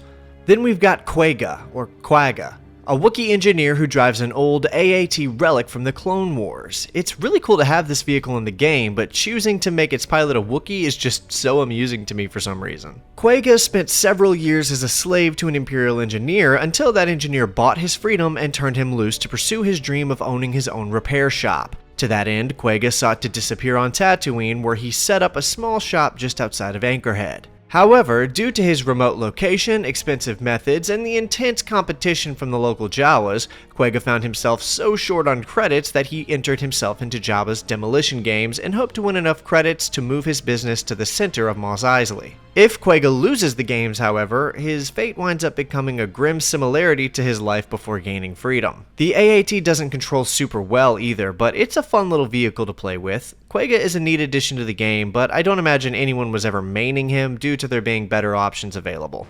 I can't say much about this character because he's literally just Lando. He's called Tamtel Screech, but he's actually just Lando in disguise. The given reason for him being here is to earn Jabba's trust by participating in the Demolition games where he drives a Bantha II cargo skiff. The skiff is really hard to control and I didn't really like using it. As for Tamtel, there's a non-canon story about the original Tamtel, but so far as any recognized lore goes, it's only really known as Lando's alias during the events of Han's rescue from Jabba. Pugwis, on the other hand, is another original character created for this game, and not only is he a Dug born on Malastare, but he's also the grandson of young Anakin's old rival, Sebulba. Pugwis had a knack for getting himself into trouble, eventually leading him to be disqualified from pod racing altogether, which meant that when the sport became outlawed and Jabba opened up his Demolition games, Pugwis was all in. It was Pugwis's tendency towards violence that inspired Jabba to create the Demolition games in the first place, and as such, Pugwis was the first contestant Jabba invited. However, after a falling out with the Hutt, Pugwis was tied to his own pod racer and flown over the Sarlacc pit where he was eaten alive. Speaking of his pod racer, it's one of the more fun vehicles of the game in my opinion. Flying through the tracks and a pod racer were some of the more entertaining moments I had while playing the game. The same cannot be said about the Stap, which is piloted by Witten. Another CIS relic from the Clone Wars, the Stap was a single-person hover transport utilized by the Trade Federation's droid armies during their invasion of Naboo. Its pilot, Witten, may appear to be just a regular and unassuming Jawa, but in actuality, he's a warlord who runs a sandcrawler full of violent pirate Jawas. No, I'm not kidding. Witten is a barbaric and brutal Jawa who terrorized various moisture farms across Tatooine for years. His reputation earned him an invitation to Jabba's Demolition games, where he was promised a brand new sandcrawler if he managed to win. One thing we know for sure is that he survived these games, as he's seen on board Jabba's barge shortly before it's destroyed by Luke Skywalker during the events of the 6th film. And of course we can't forget Malakili. You know, that big chunky human who seems to have a very strange connection to his repulsive Rancor as if it's his pet. That guy always creeped me out in the movie because I would watch him cry after his Rancor died and think he was a psycho. And he is, which is why he rides his pet Rancor into battle during the Demolition games. Once again, this is a character with a surprising amount of lore behind him in both continuities, more than I'm going to cover here, so I'll just say this. After Jabba died, he went on to form his own restaurant in Mos Eisley called the Crystal Moon with Jabba's previous cook. Bet you didn't know that, did you? As for his quote-unquote vehicle, the Rancor is just stupidly overpowered. Like, this thing, it's insane. You can just wreck your opposition with it. Also, Lobot is here for some reason. Oh, don't act like you don't know who Lobot is. I've actually mentioned in other videos how I love these cloud cars for some reason. Like, they give me some kind of feelings of nostalgia thinking about watching Empire Strikes Back as a kid. So getting to fly around in one is a welcome bit of gameplay for me. He doesn't get any cutscenes, nor do the remaining two characters I'm going to talk about, but the cloud car is a cool design, and it controls well. Can't ask for more than that. Although named in-game as the fierce bounty hunter Bosch, this character is actually just Leia Organa in disguise. We know this to be the case because of Lando's appearance, along with Carbonite Han, and when we see her appear in the twins cutscene helping them escape. She's fun enough to play as with the speeder bike, but it's clear she was a last-minute inclusion. Also, Bosch was a real character too, by the way. Yeah, he was an Ubies from Uba 4 until he took a job working for the Black Sun that went sideways and wound up as an alias for Leia to infiltrate Jabba's palace. And the last unlockable character is Darth Maul on his Sith speeder. No, I'm not going to give you any lore. He was dead when the Demolition games happened, and we all already know who he is. He is an awesome character to play as, though, and you can even use his double-bladed lightsaber as a weapon. I could be way off here, but I'm struggling to think of another game that lets us ride around on Maul's Sith speeder. I mean, the game might be worth trying for this inclusion alone. With the characters out of the way, let's talk a little bit about the available maps we'll be seeing during our time with the game. I can't say much about any of the specific maps since they all play about the same, but I'll point out what I think is the most unique thing about each one. Yeah, obviously we've got Tatooine. In fact, we have it twice. Once in the Dune Sea and once in Mos Eisley. The Dune Sea map features the Sarlacc pit, which is a pretty neat little addition since you can even be eaten by it, but it spits you right back out. For the Mos Eisley map, they opted to have these T-16s dock and create the ammo reload stations, but since they're constantly moving, the ammo comes and goes and you need to be quick to get it. Hoth has a couple of really cool additions, like AT-ATs moving around the map and firing off shots, Wampas throwing ice rocks at the player, and probe droids wandering around which can be destroyed in order to get a power-up, like an R2 unit for instance. The Naboo map has a giant playable board game. I mean, the map itself is pretty cool, and we can even see Theed out there in the distance, but this board game is the most notable part of the map. The Death Star 2 map, which is awesome by the way, features an active Death Star laser firing off every few seconds, which can totally eradicate you. Additionally, we even see a trench run portion where TIE fighters will frequently fly by and take some shots at you. I love this map. But unfortunately, this is one of two maps that does not show up in the tournament mode, so if you want to play this one, you'll have to go select it for one of the other modes. Then we've got Dagobah, which is, I mean, it's a big swamp with some massive trees. I didn't really like this map as it felt overly simplistic, and I feel like we could have done something more interesting than Dagobah. I wonder why the team felt restricted to movie planets like this. I would have preferred an Ord Mantell map or even a Kessel map or something. Dagobah just felt like grasping in my opinion. The Yavin 4 map isn't too bad, since they made great use of the Massassi temples and even included this interesting boulder dynamic that can be used to crush your opponents. It's better than Dagobah, but I still don't love it. The Cloud City map, on the other hand, I do love, so it's all the more unfortunate that it's another one locked behind the non-tournament game modes. This is the only other map you can only play on non-tournament game modes, which is honestly a strange decision to me. Be that as it may, I found this map to be a great choice for Hunt-A-Droid and ran multiple rounds of that on it. Across these maps, we can set forth and unleash carnage, or something to that effect. The gameplay we're given with which to do so is functional, but nothing to write home about.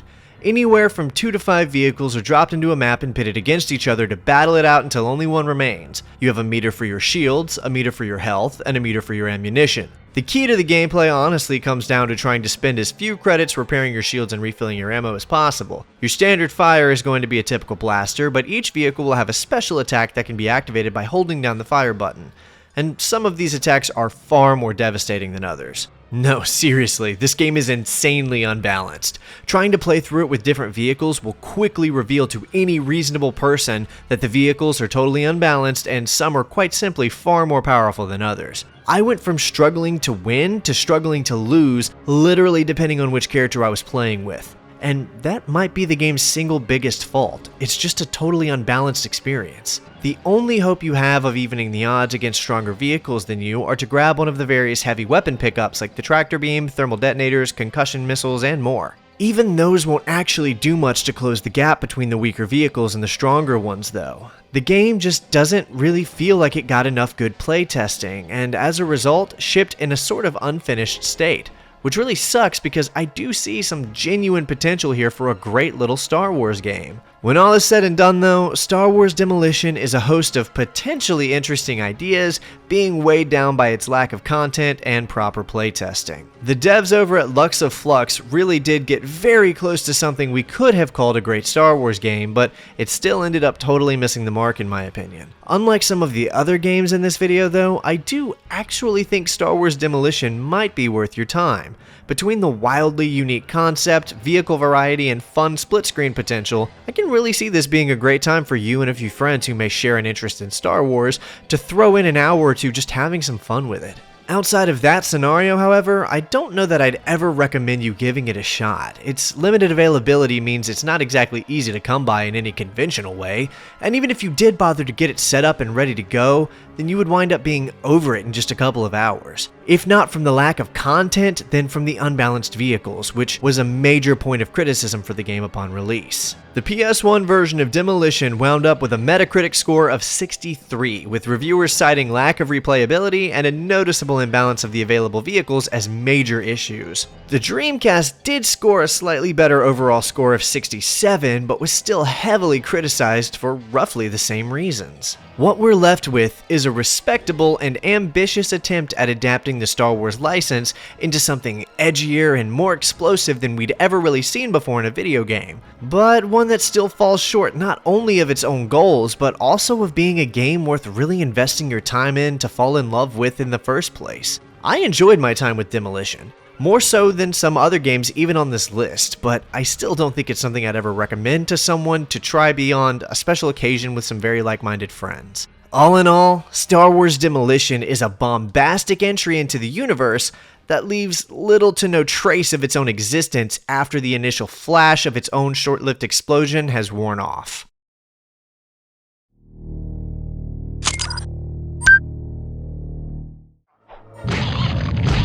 Knockout. You win. Star Wars Masters of Teras Kasi is a fighting game released exclusively for the Sony PlayStation in 1997 for North American audiences and 1998 for European and Japanese consumers. The game's plot takes place loosely during The Empire Strikes Back, but before Return of the Jedi, where the Emperor has sent out one of his specialized assassins to hunt down and murder various prominent members of the Rebel Alliance as revenge for the destruction of the Death Star. The development for this game was handled entirely in-house with LucasArts and was not only the first fighting game that LucasArts had ever worked on, but also the first game they designed for the Sony PlayStation.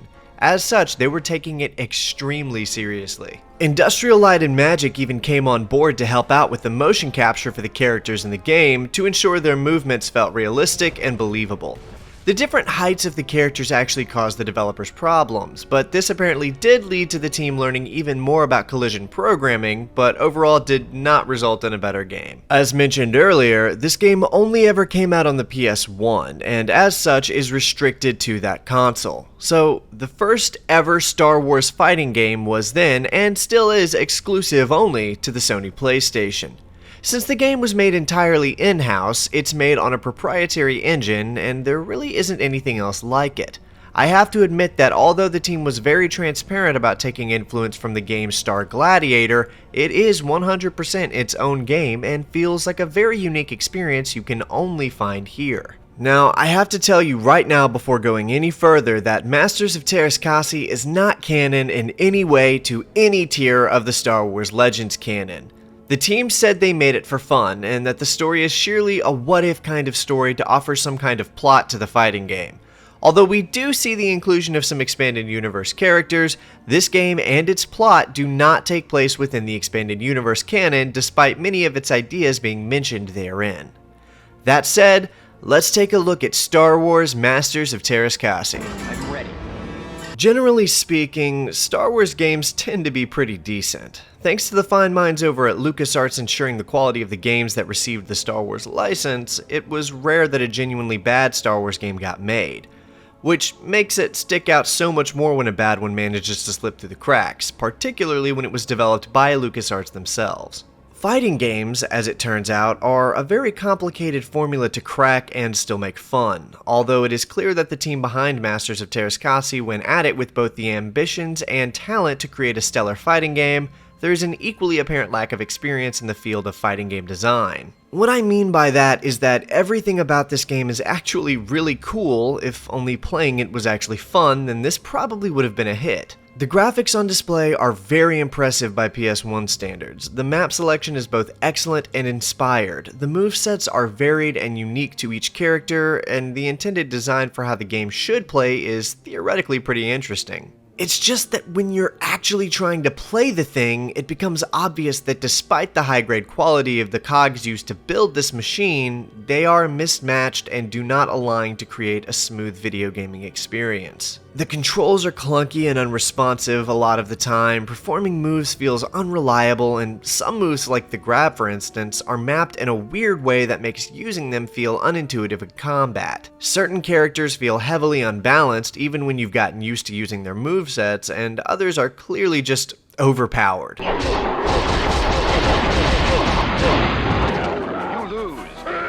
Despite my previous sentiments, this game does actually control like what you would expect of a traditional fighting game, but while wearing a Star Wars skin. At the risk of dating this video, the best way I can think of to describe it is if you ordered Mortal Kombat from Wish or Temu. A simulacrum of a fighting game. It looks and acts like exactly what you'd imagine a fighting game to be while playing like an unfinished alpha build of said game. I'll give it props for its 100% true 3D environment though, and I've played way worse fighting games on the PS1, both 2D and 3D. That's not a justification for the game's shortcomings, but rather just a provision of perspective. This game is bad, but it isn't terrible. All characters have the expected faster and heavier attacks and special moves they can perform, along with a power bar that fills as you play and fuels your moves throughout the match. A unique facet of this game, however, is the fact that every character has a weapon to equip or unequip. I'm not going to get into all of the reasons why it's silly to have Darth Vader hitting Han Solo repeatedly with a lightsaber while inflicting minimal damage. We all know that makes no sense, but it's a non-canon fighting game anyway, so we can kind of recognize that we're just playing for fun here, like pitting action figures against each other. Personally, I don't really get the equipable weapon idea. Normally, I can recognize a bad idea while being able to decipher what the developer intended with the design. With this one, however, I have no idea why they did this. This feels like a massive amount of additional work for the developers when you could have just cut the work down a lot by having their weapons be their only moveset. While playing, not once did I ever play with my weapon equipped and decide to unequip it to hit an unarmed combo, nor do I think the game even favors such a thing. It's such a bizarre creative choice, and I have no idea what the intention even was here. There are certain special moves that are restricted depending on if you've got your weapon out or not, but literally the only character you would ever want to play unarmed is Darth Vader, and I'll talk about why later. As mentioned, each character does impressively have a plethora of moves made and animated specifically for them, not counting the unlockable characters, that is. This is either for better or for worse, and I say that because despite the fact that this is very cool, I can't help but wonder if the resources going into all of these unique moves wouldn't have been better spent on better optimized gameplay or more game modes and content. Because as I've been saying, playing this game is rough. By the end of it, I was kind of getting the hang of it, but this was in spite of the clunky nature of it all. Trying to play this game was not really an enjoyable experience, and there's not nearly enough content here to justify trying to get good at it. The only thing worth doing is trying to unlock the bonus characters, but after that there is nothing to do. It has no special modes or incentives to play. Well, technically there are 5 modes, but they're just so shallow they barely even matter. Practice mode is exactly what you think it is. Your opponent stands still and lets you practice your moves on them to learn the controls, and the fact that you can see your inputs is actually a really nice touch, to be fair. The team mode is just standard matches, but after letting you and your opponent assemble a team of 4 to face off against each other. Health is carried over between rounds for each of you, and when one of the characters dies, the next team member replaces them until resources are extinguished. This is the most interesting of the available modes. Survival mode is just trying to beat every character in the game while your health carries over between rounds. Versus mode is just your standard 1v1, and arcade mode is your main mode, having you fight each of the available enemies until victory. The reward for winning this particular mode is a character-specific cutscene depending on who you beat it with, which is silly because these cutscenes are comically short to the point of unbelievability. As you've seen, there are some pretty cool things about this game layered atop its seemingly incomplete build. The individual super abilities are very cool, like Vader's lightning storm for instance, or Luke's lightsaber throw. And it even sometimes skims the surface of something I'd call satisfying when you start getting all of the moves down, but it's not worth it to do it in the first place, unfortunately. One of the most redeeming qualities about this game is its character roster. Of course, you've got your standard original trilogy cast like Luke, Leia, Han, and Chewie, but then some more eclectic characters like Boba Fett, Jodo Kast, and, of course, Mara Jade. This is Mara Jade's first real video game appearance ever, and it's actually pretty great. She has 2 outfits to choose from, one resembling her first book reveal, and another that would later be used for her depiction in Mysteries of the Sith. Having her in this game was such a cool addition, and one of the only redeeming qualities about this game. Although she is an unlockable bonus character, which means that instead of having her own moveset, she's just a reskin of a primary character, in this case being Luke. Other than her, we also see Jodo Kast in what is his only video game appearance ever. Who is Jodo Kast, you ask? Well, I don't blame you for not knowing. He was a human bounty hunter who donned a set of Mandalorian armor and indirectly impersonated Boba Fett for a while in order to gain some notoriety. This little ruse did work for a while, and although he was never in the same league as Fett, he did manage to accomplish a few successful hunts. His impersonation would be his death, however, as once Fett caught on to what Kast was doing, he laid a trap on Nal Hutta in the form of a fake bounty, and once Kast arrived to claim it, he was confronted by Fett. Following a heated dialogue about stealing unearned reputations, a brief fight resulted in Kast's jetpack becoming damaged, as it progressively spilled fuel around itself as its jets would not deactivate. On top of this, Fett hit Kast with a toxic dart filled with nerve toxin. Fett then offered Kast 3 vials and claimed just 1 contained the antidote, and if Kast could fight back the nerve toxin to reach the right one in time before his jetpack exploded, he may survive. He did not manage to do so and was killed in the explosion. Why is he added here? Probably because they needed a reskinned bonus character for Boba Fett, and Jango Fett would not exist for another 7 years. So, now you know that lore about a character you'll probably never hear about again. Speaking of obscure character lore, let's talk about another interesting character on this roster, Thok. You may remember me talking about Thok in my coverage of Jedi Knight Dark Forces 2, as in that game we faced down his brother, Gork. Just like I covered there, Thok sells out his brother's Force sensitivity in order to save his own skin, which resulted in Gork becoming a Sith spawn and eventually killed by Kyle Katarn. Thok, however, also wound up in prison due to his ability to erupt fire being discovered and placing him in the Orun Dep prisons on Mos Eisley. Thok rotted away here for a while as his brother got experimented on half a galaxy away, until Arden Lyn discovered him and managed to recruit him as one of her students of Teras Kasi. I'll talk about Arden Lyn later. Another of her students we have to talk about is the Tusken Raider named Hor. Hor? Hor. His actual name is Kahor, but that's Tusken for you. Weirdly, Hor also has ties to the Dark Forces series, as he would end up leaving Tatooine in search for his old master on the planet Dromund Kaas, where he encountered Maw, one of Jarek's Dark Jedi. Maw then helped Hor to recruit and form the Grave Tusken Gang, which would go on to cause chaos for quite a while until Arden Lyn found and convinced Hor to join her as one of her disciples. Yeah, this is all way too extra, and even worse, all of the stuff I'm telling you about now is actually canon to the Legends timeline. The non-canon stuff are the events that we see in the actual game.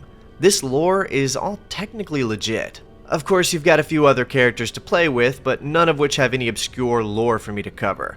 Don't come at me about Stormtrooper 17786 either, because although some places list him as one of Lyn's disciples, his allegiance canonically remains ambiguous. I guess while I'm on this lore rant, now's the time to talk about the poster child for this game and original character design specifically for it, Arden Lyn. Okay, so Arden Lyn is 25,000 years old. Well, sort of. Technically she's not that old, but was put into a forced trance 25,000 years ago. In her own time, Lyn was a master of the Teras Kasi martial art belonging to the followers of Palawa. She was also one of the earlier Dark Jedi during the original Great Schism before being defeated and sent into the aforementioned trance by Jedi Master Audrista Pina. Upon waking up from this trance, which somehow preserved her body perfectly, she found herself in the year 4 BBY, and wound up being captured by the Inquisitors and made into one of the Emperor's hands, a special force that served the Emperor directly. Mara Jade is the most well-known character to hold this title, but Arden Lyn is another, though she did believe herself to be the only one. Lyn's service under Palpatine eventually grew into an assassination mission of key Rebel Alliance figures, where she recruited other disciples under her to train to this end. During the course of this mission, however, she grew discontented with Palpatine when she realized he had been leading her on with promises of resurrecting her dead lover's spirit. When she figured out he both could not do this and never intended to, she went rogue and abandoned Palpatine and the Empire.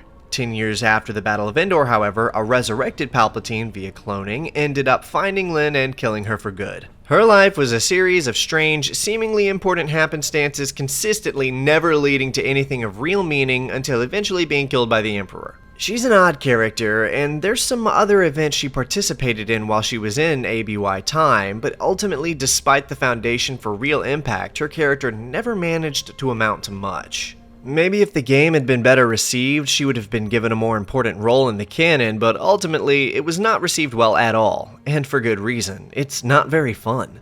During my time playing, the only real fun I had was when I figured out how cool Vader's grapple animation was. This is probably the best part of the game. Just like the character of Arden Lyn herself, this game has all of the building blocks to be really interesting and good. Even the maps are impressive and inspired, not to mention varied for what the series was working with at the time. The game is actually pretty great at everything except being fun. Masters of Teras Kasi genuinely had a lot going for it. I mean, it looks, sounds, and feels great with a plethora of really interesting characters and ideas to look at and play with. So the fact that it sucks is just a damn shame, and I kind of hate that. The biggest contribution this game actually gave us is in its own namesake, the art of Teras Kasi. Technically, it first appeared in the book Shadows of the Empire, but was made more popular thanks to this game. Although the game was never canon even on its own release, the martial arts style actually was mentioned a few times across the EU, and even more surprisingly, it's been mentioned in the new Disney canon. So although this game isn't very good, and its edgy OC character Arden Lyn was mostly forgotten, the titular martial arts style of Teras Kasi lives on in relevance. So what even is Teras Kasi? Well, if ever there was a video for me to break down its lore, this would be the one. The fighting style originates from the remote world of Bunduki, where it was developed specifically to fight back against Jedi. Supposedly, it's a hyper-lethal form of fighting that relies on deep meditation and discipline to give its user near supernatural levels of strength and acrobatic capabilities. So, pretty much like the Force, which honestly it may very well have been tapping into. The term Teras Kasi translates to basic as steel hand, referencing the result of practicing it. Despite the name, however, the martial art itself was not made up for this game, but rather was thought up by Shadows of the Empire author Steve Perry, who himself practices a similar martial art called Penchak Silat. Since this game was being developed shortly after the Shadows of the Empire multimedia project was launched, we can see how LucasArts was tying into that lore with this title. This was one hell of a game to try to talk about, given its status as one of the worst fighting games ever made, and being a Star Wars game landing directly in the in-canon tier of the EU canonicity. Not many people even know about this game, and fewer still even care about it. Masters of Teras Kasi is borderline purposeless. It's not canon to any existing Star Wars timeline, although the martial art here is. It's not fun, it's not rewarding, and the most interesting thing about it, other than the martial art itself, is the fact that it's pretty much the only Star Wars fighting game to exist. When getting ready to work on it, I knew I was going to need some help to really convey what this game even is. So I invited my friends over at the Bread Circus to come in and lend me their Star Wars expertise. In terms of the lore, Masters of Teras Kasi is not a bad game. It isn't overly accurate, but there's nothing too shocking here. The cast of characters features our heroes: Luke, Leia, Han, and Chewbacca. Classic villains: Darth Vader, Boba Fett, and a Tusken Raider. We also get a couple of favorites from the EU, Mara Jade and Jodo Kast. Even if you don't know Mara Jade, you've probably heard of her. You know, owner of the original purple lightsaber, Luke's wife. As for Jodo Kast, he owns one of the 3 known sets of Mandalorian armor. Sometimes people confuse Jodo Kast for Boba Fett. Jodo is pleased when that happens, but Fett gets a bit upset. Speaking of equipment, there's something we need to discuss. Several weapons appear in this game, from blades to blasters to lightsabers. Blasters are portrayed the most accurately. They don't deal a huge amount of damage, but it's close enough to the movies. Han Solo and the Stormtrooper can even fire a high-power shot. Not a standard feature of blasters, but very plausible. The biggest issue is that sometimes we seem to have a guided shot. For Boba Fett and Jodo Kast, they fire a rocket straight up. It then comes down on the far side at a steep angle. This makes sense. Mandalorian armor is known for having rockets. Han and Stormtroopers have no such excuse, they just carry blasters. Yet somehow, they fire a homing bolt over the head of their opponent. It comes back a second later, hitting the enemy in the back. This is completely impossible in the Star Wars universe. Another weapon that doesn't behave correctly? Thermal detonators. Several characters carry these. Leia, obviously, plus Chewie and the Mandalorians. Stormtroopers should have these as standard equipment at the back of the utility belt. It's understandable, since troopers are a secret character using Han's moveset. Most games show thermal detonators as weak grenades, and Teras Kasi is no exception. Weakness is required in the name of game balance. In the lore, a thermal detonator annihilates everything within a certain radius. Using one should leave a spherical crater 10 to 40 meters wide. For a much weaker explosion, Star Wars contains ordinary fragmentation grenades. Those are the correct choice in most scenarios where thermal detonators show up. In a very similar vein, another weapon is far weaker than you'd expect. The lightsaber, an energy sword that can cut through anything. In this game, Han and Chewie can defeat Vader with their bare hands. Its cutting power is roughly equivalent to a cricket bat. There is no chance of anyone losing a hand in Teras Kasi. In the case of Boba Fett, his Mandalorian iron could offer some real protection. Chewie and Slave Leia are wearing very little, so they have no such excuse. Unsatisfying as it may be, this is probably the best solution. The other options would be for everyone to have lightsabers, or to have none at all. Either way would mean leaving out some of the most iconic characters. As an alternative melee weapon, we could use the Vibroblade. These are a technology almost unique to Star Wars. Unless they're made with cortosis, vibro weapons cannot stand up to lightsabers. Only one appears in this game, a Gamorrean Vibro Axe. Vibro blades should be nearly as effective against flesh as a lightsaber. For the same reason, the axe is also forbidden from chopping off any hands. Finally, the Garfi stick, like a vibroblade without the vibro bit. We could call it a blade, but it also works as a mace and spear. With all the high-tech weapons being weakened, Garfi sticks are still viable. Of course, the Gaddafi is a weapon specific to one world and culture, the Sand People or the Tusken Raiders, violent, savage creatures. If there's anyone who knows how to operate a stick, it would be Whore. Some people find the name Whore funny, a bit like the musical genre of jizz. We can say with some certainty, Whore has never been anywhere near jizz. The Mos Eisley Cantina doesn't mind scum and villains, but Sand People are too violent. Tusken Raider culture is to hit anything that moves with a Garfi stick until it stops moving. There's one remarkable thing here, the Tusken death gas. As far as I know, this cloud of green poison has not been shown before or since. There's no reason we'd expect the Raiders to have deadly gas. On the other hand, I have no objection to it. Gas is very plausible, especially since the Sand People never expose their skin and wear eye shields and breath filters. Creating a poison is well within their abilities and could be very useful, especially because gas could get into the vaporators of moisture farmers. We also know that Garfi sticks have hollow handles, and Raiders are covered in pouches. They could be carrying anything in there, including gas. Verdict? A fine invention, not a problem at all. Far less plausible is Thok the Gamorrean. Uniquely, Thok starts with his weapon drawn and refuses to put his axe away. The first strange thing is that Thok can use his meter to grow. By default, the Gamorrean is slightly shorter than most characters. After spending his entire fighting game meter, Thok grows about a head taller. This seems to have no effect on his damage. The main function of growth is to allow him to breathe a stream of fire. Growing consumes the power bar, and he can use from 1 to 4 quarters of the bar. By consuming that meter, various fire-based attacks are possible. A couple of different axe swings can be imbued with fire. Thok can also jump up and ground pound, creating a ring of fire. This attack is quite useful because it's omnidirectional, and Teras Kasi is a 3D fighter.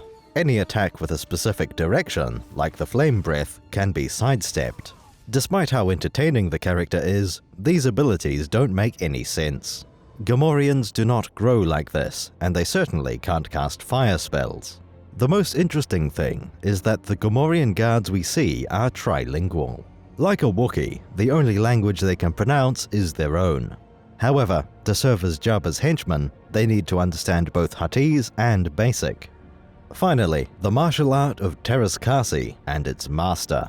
The opening crawl of the game introduces us to Arden Lin, student of an ancient fighting style. Like Mara Jade, she is an assassin working for the Emperor.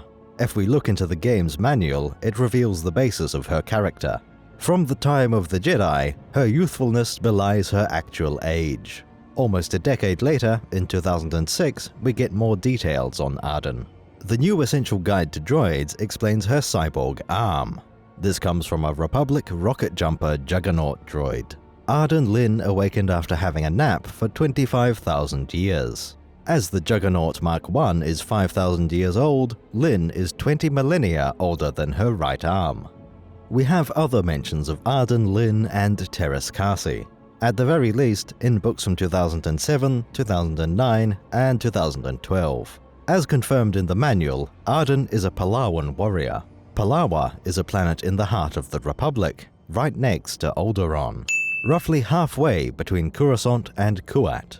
The warriors of Palawa were Force users, perhaps older than the Jedi Order.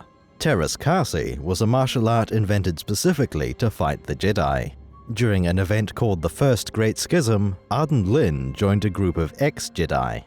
The Legions of Latau was a group of dark-side Force users. Specifically, they are followers of Bogan philosophy. They set up an academy on the planet Latau, not far from Palawa. This world is next to Rendirli and Corellia, also in the Republic's heart. After battles covering the whole Republic, from Coruscant to Ossus, the legions were defeated. Arden Lin was forced into multiple simultaneous forms of stasis, Palawan and Jedi. these two stacked together, lasting millennia instead of decades. Eventually, Arden Lin was revived and became the Emperor's servant. She would fail to assassinate the heroes of the rebellion. Palpatine would go on to execute Arden after she tried to betray and murder him. During her original mission, Arden Lin took at least one apprentice, Hor. The Tusken Raider left his home planet and studied Teras Kasi under Arden Lin. It's unclear if Teras Kasi involves the Force or not. Gamorrean fire attacks are listed in the manual as Teras Kasi Flamestream. Han's page says time in cantinas gave him a glimpse of Teras Kasi. In conclusion, if you don't like fighting games, Masters of Teras Kasi will not change your mind. For anyone who does like the genre, this comes from having played better fighting games. The lore can mostly be salvaged, so long as you ignore the gameplay. As for the game itself, I can only recommend Teras Kasi to its existing fans. Without the benefit of nostalgia, there is no reason to play this game. Well said. Despite a few interesting ideas and potential lore contributions available, this game is not great.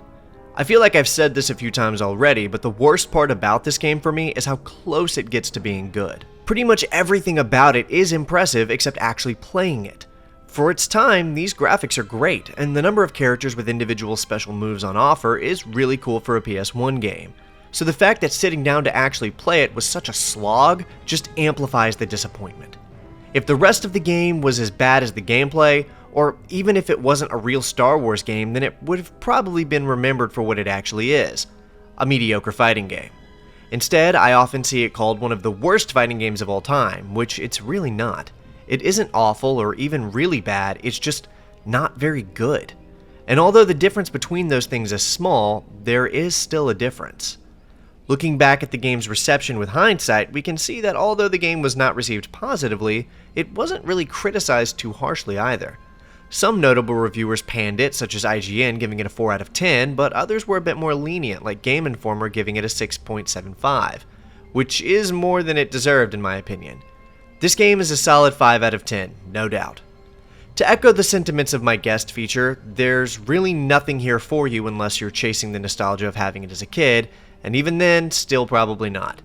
I can tell you that from experience, since I actually did play this one as a kid, and after playing it for this video, I am confident that there is very little reason to revisit it unless you have some kind of special sentimental connection with it. Which I'm sure there are instances, of course. But those exceptions notwithstanding, this has been one of the worst Star Wars games I've covered on this channel so far, and in spite of all of the good work I see that was put into it, no matter how good a game looks or how ambitious its design, a video game's primary function is to be fun, and if it's not fun, then it's probably not a good game.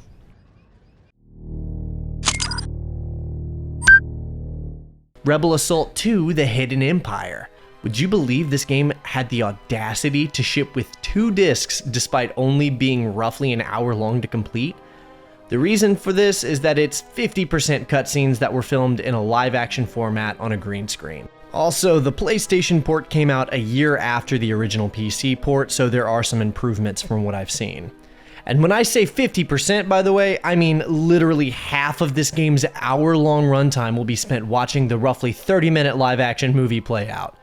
These nerds actually made what is essentially a 30-minute Star Wars movie to go with their game, set in their own non-canon universe where their OC, Rookie 1, replaces Luke Skywalker. And they went all out too, putting the characters in movie-accurate outfits, using actual Star Wars props, and even filming in a studio on a green screen. It's impressive, but because of this, Rookie 1 is only playable as a male, unlike the preceding game. So is it at least good? Well, it's better than Rebel Assault 1, that's for damn sure. We actually have a plot this time that's not just a worse ripped-off version of A New Hope, that is, and it's mostly unique to just this game, too. Rebel Assault 2 opens with a couple of Rebel pilots patrolling a region of space called the Drayton Triangle, talking about some supposed ghost ships before suddenly they get attacked and destroyed. Years since the Battle of Drayton. I mean, how can so many different things... What the... I've been hit! I lost my stabilizer! Jen, what are you doing? I can't hold it! Watch it! Rebel Control, emergency. We're under attack. Can you read us? Is anybody out there? Okay, so we're doing a Bermuda Triangle story in Star Wars. I'm game, let's see what's up. Shortly after this opening cutscene, we're reintroduced to Rookie 1, who is this time being portrayed by an actual living human in live action, as he and his commanding officer receive a distress signal from a cargo freighter called the Corellia Star. Also, we're in B-Wings, which is awesome. I love all the different types of starfighters there are in Star Wars, and the B-Wing is so underutilized. They even made the lasers come out in a triangle just like they would from a B-Wing, and it's just so kino. I would say the most impressive part though is that it actually controls decently. Like, it doesn't suck. The mouse isn't flying all over the place and making it impossible to play the game. The cursor goes where I'm aiming in what is the biggest improvement to the whole game, because now it's genuinely playable without the use of cheats. Back to the story, our B-Wing gets shot down and we have to eject, which showed me how the B-Wing eject function works for the first time, and that one thing is probably the best contribution to the Star Wars lore these two games will ever offer. So now we're stranded on a desolate planet and wandering to try and find a way off this rock. And the live action cutscenes finally earn their keep, as we get an on-foot section similar to the first game, except this time it actually works. It's pretty much what it looks like. You get into a room, duck into cover to avoid being shot before peeking out and shooting the troopers as they flood in. Again, I've got to give some more credit because the environment and scenes themselves are actually inspired and good. Like this part where you're shooting at stormtroopers over a monorail system and they fall into the electrified tracks, evaporating them. It's cool. I really enjoyed it. Finally, we stumble upon the ship we got a distress signal from before, the Corellia Star. This part is stupid hard to play on the PC, but I've seen the PS1 footage and the ship is much smaller and easier to control, so it makes way more sense on that one. Not sure why it's so massive on the PC version. This might also be the only time I've seen a YT-1300 Corellian light freighter in Star Wars that wasn't the Millennium Falcon, so that's cool. I also really like the look and style of this pipe tunnel. This is where the game shows us Vader for the first time, as he has a discussion with an Imperial Admiral regarding the Phantom Fighter program.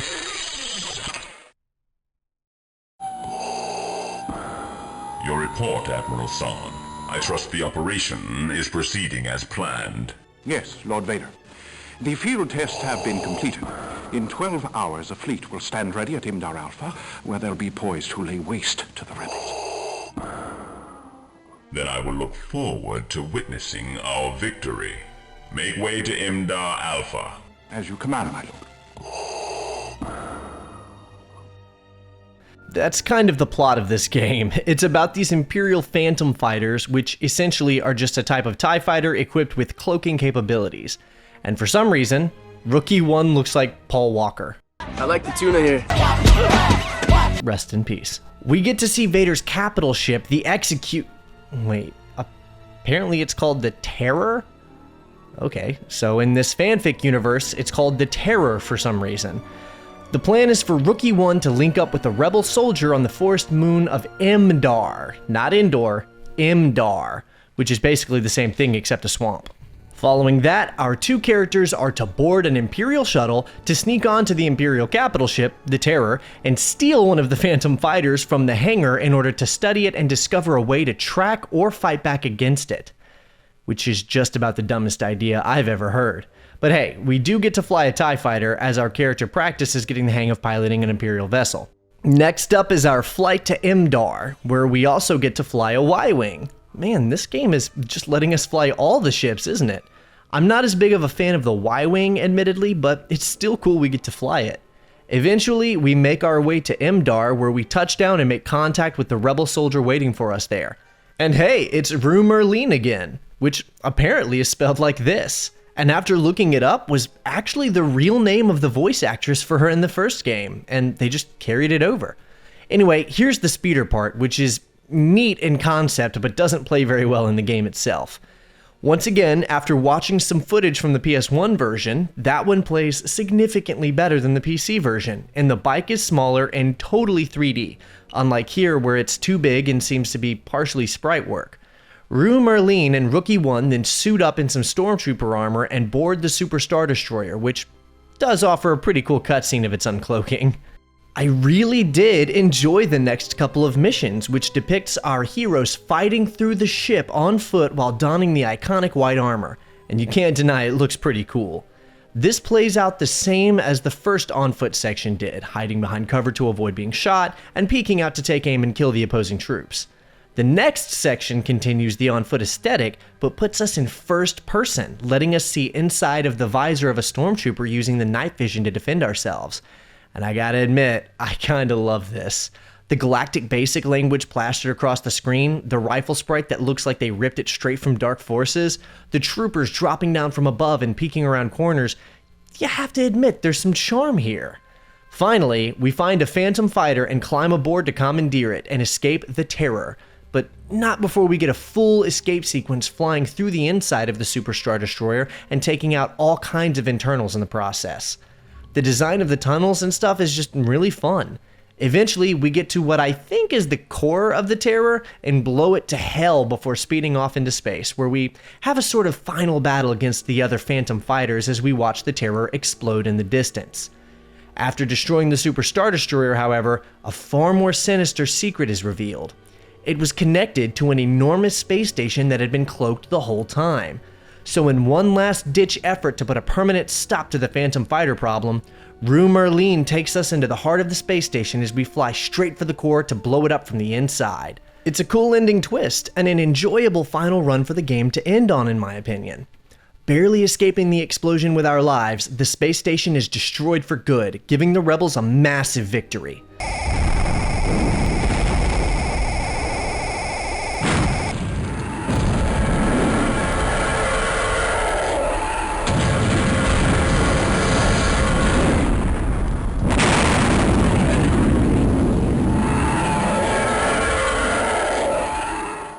The game then ends on a celebration for the rebels as Rookie 1 kisses Rue Merlin, and then they express their excitement over the big win. If nothing else, it's a better ending than the previous game. Except, wait.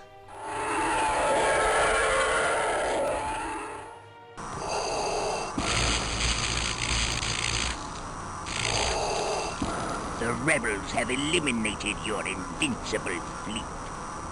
Yes, my master. The rebels have proven surprisingly clever. But we are not defeated.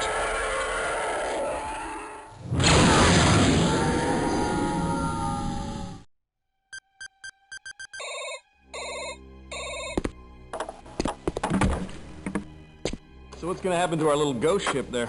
Our engineers are coming to examine it. I assume they'll try to adapt its technology to our own fighters. And we blew up all their Phantom ships, so... Right. So for a change, we might have the advantage over the Empire. The next time we go into battle.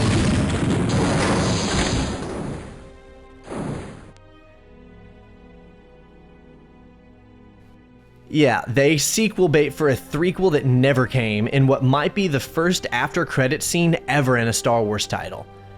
Rebel Assault 2 was an improvement on its predecessor in every imaginable way, and does manage to offer something of an interesting story to go with its on-the-rails spectacle. But is it worth playing for yourself? Actually, yeah, it might be. If you're a mega Star Wars fan looking for other fun entries into the universe, or if you like rail shooters, this could be worth the hour of your time it would take.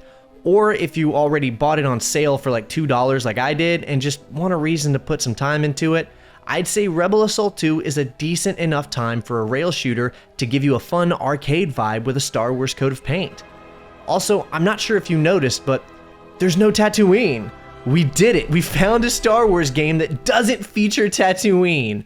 I'm both shocked and elated, even if it has to be this one. At least I know there's one out there. Definitely skip the first one though. Look, I could criticize both games heavily. Even the second one is lackluster when it's at its best, but these games are older than I am. And I mean that literally. It's not super fair to be criticizing them from a modern lens when back then this was about as good as it got.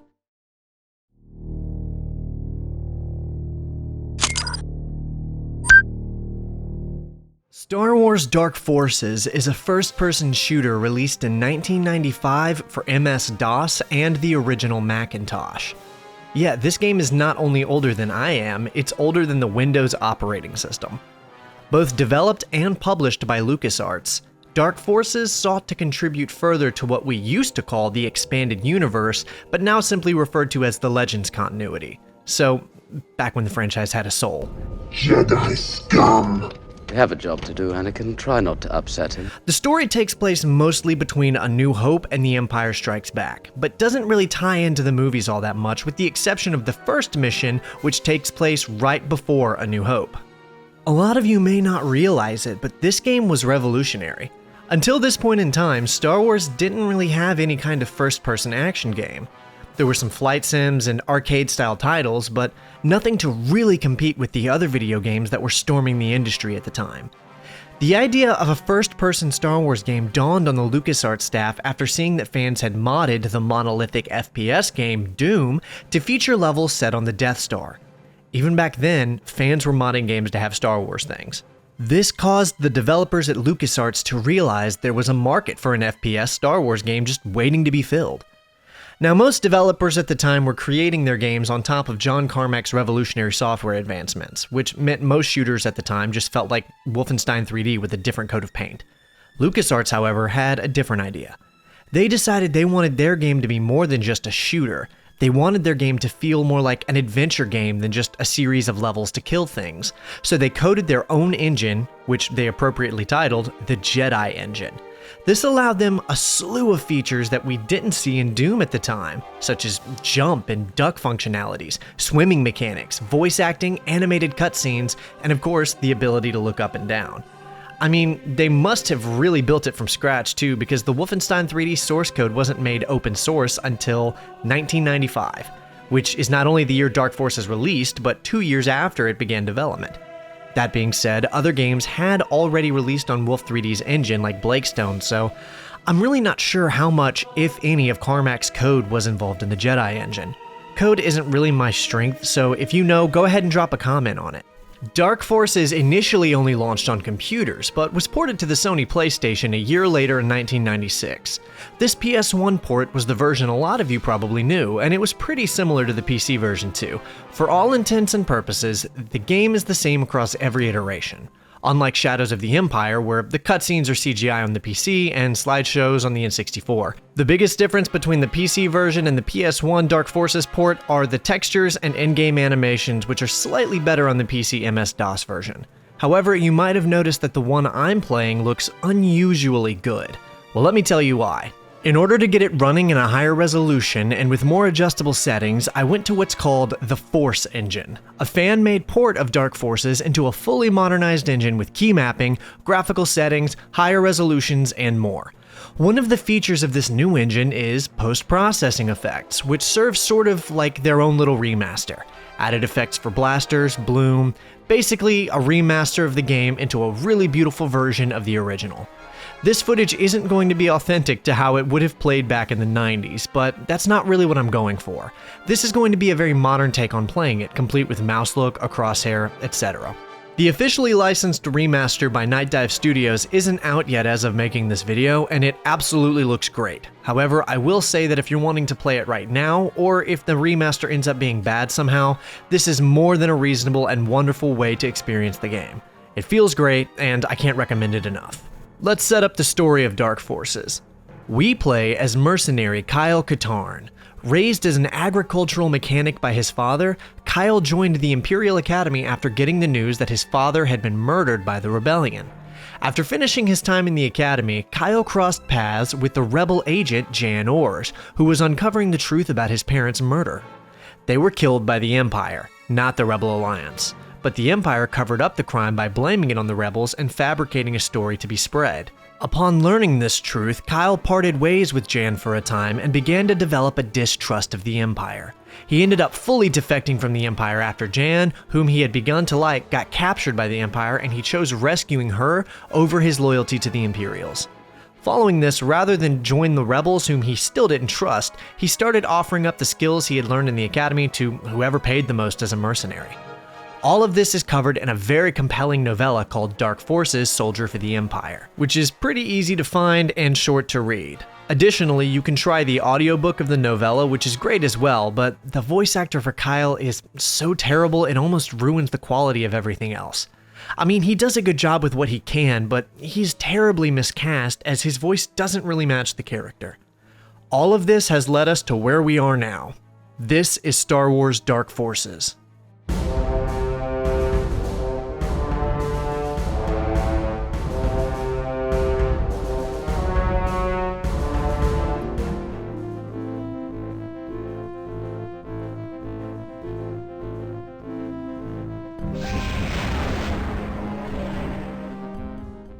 This mission is a little iconic, to be honest. It's the only mission in the game that takes place before A New Hope and shows how important Kyle Katarn is to the universe. Because on this mission, titled Operation Skyhook, he breaks into a secret base on the planet Danuta and steals the Death Star plans. The location to the plans was leaked to the rebels by the librarian Autor Raitan, who had become a rebel sympathizer after learning about the Death Star. Worried about the potential collateral damage that would be caused if the rebels sent in a commando team, they opted instead to hire mercenaries Kyle and Rihanna Saren, though her involvement is not included in the game in any way.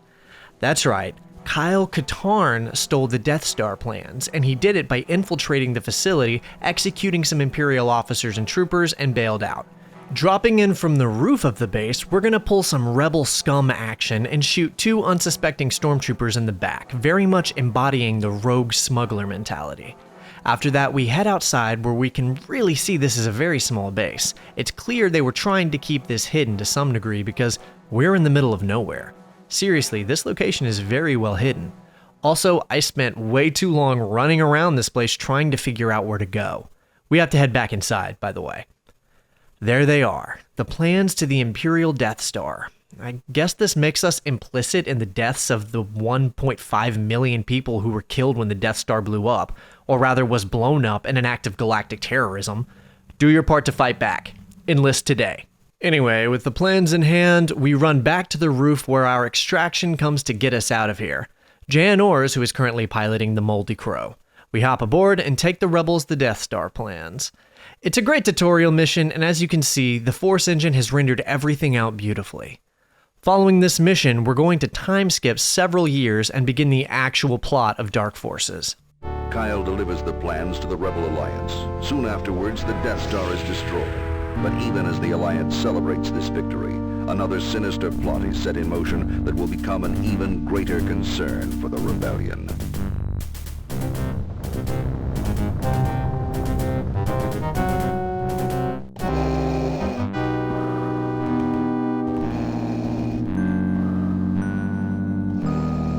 Has approved your test demonstration, General Mock. Thank you, Lord Vader. What I unveil today will mark a new era for the Empire. We will be able to decimate the rebels just as we did the Jedi Knights. At last, the Emperor's war will be filled only with the glory and beauty of decisive victory. A noble cause, General. I hope the demonstration lives up to your claims. Proceed. With pleasure. Dark Trooper, release.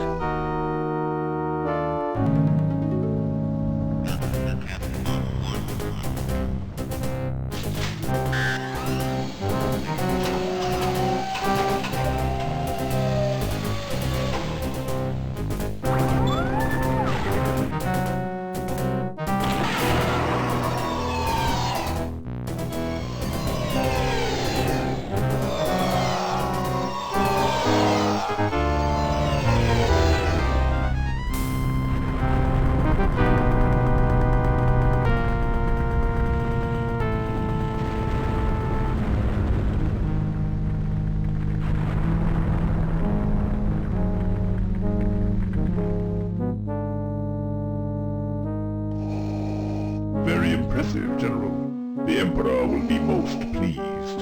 Continue with your project. Certainly, Lord Vader.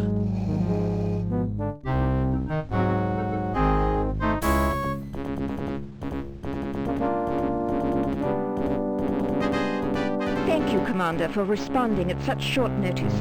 The Empire has been keeping us on the run since the destruction of the Death Star. 5 days ago, the Empire attacked one of our secret bases in the city of Talay. This is TAC base to anybody out there. Please, we're under Imperial attack. There was no warning at all. Total devastation. They broke through our shield. They broke through our shield!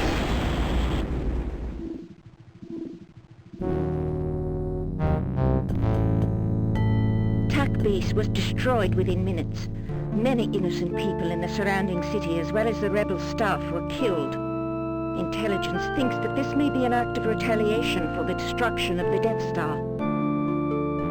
Interesting. This looks like it could be a normal Imperial attack, except for those sounds. Very perceptive, Commander. I know you understand that all we discuss here is classified.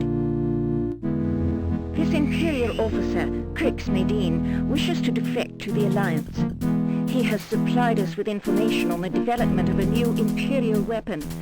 Those sounds you heard, we believe, come from that weapon. A new type of stormtrooper, the Dark Trooper. A new stormtrooper that can take out a rebel base that quickly? I should have kept working for the Empire.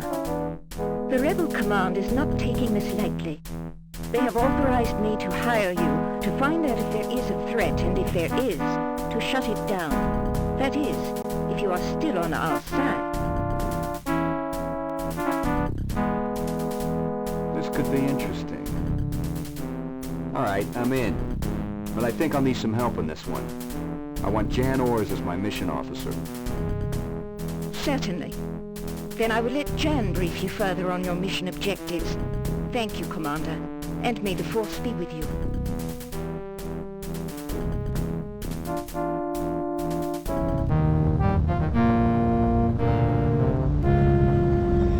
Skipping ahead a couple of years, the Death Star is destroyed and Kyle has been offered another contract from the Rebellion.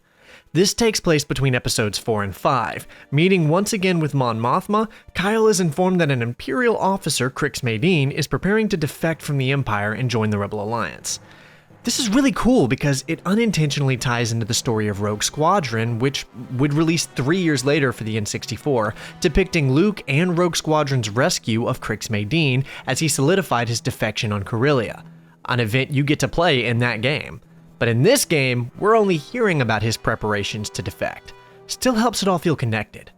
General Medine informs the rebels that the Imperials have just attacked and destroyed the formerly hidden rebel hideout called Tak Base on the planet Talay.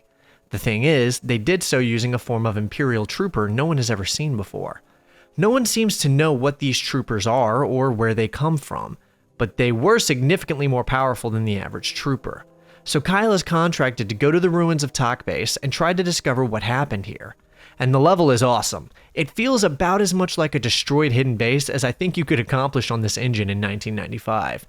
On first arrival, it can be a little confusing to learn the layout, but that's just getting you prepped for what's to come, honestly. Of course, I end up running out of ammo and having to just beat a few troopers to death.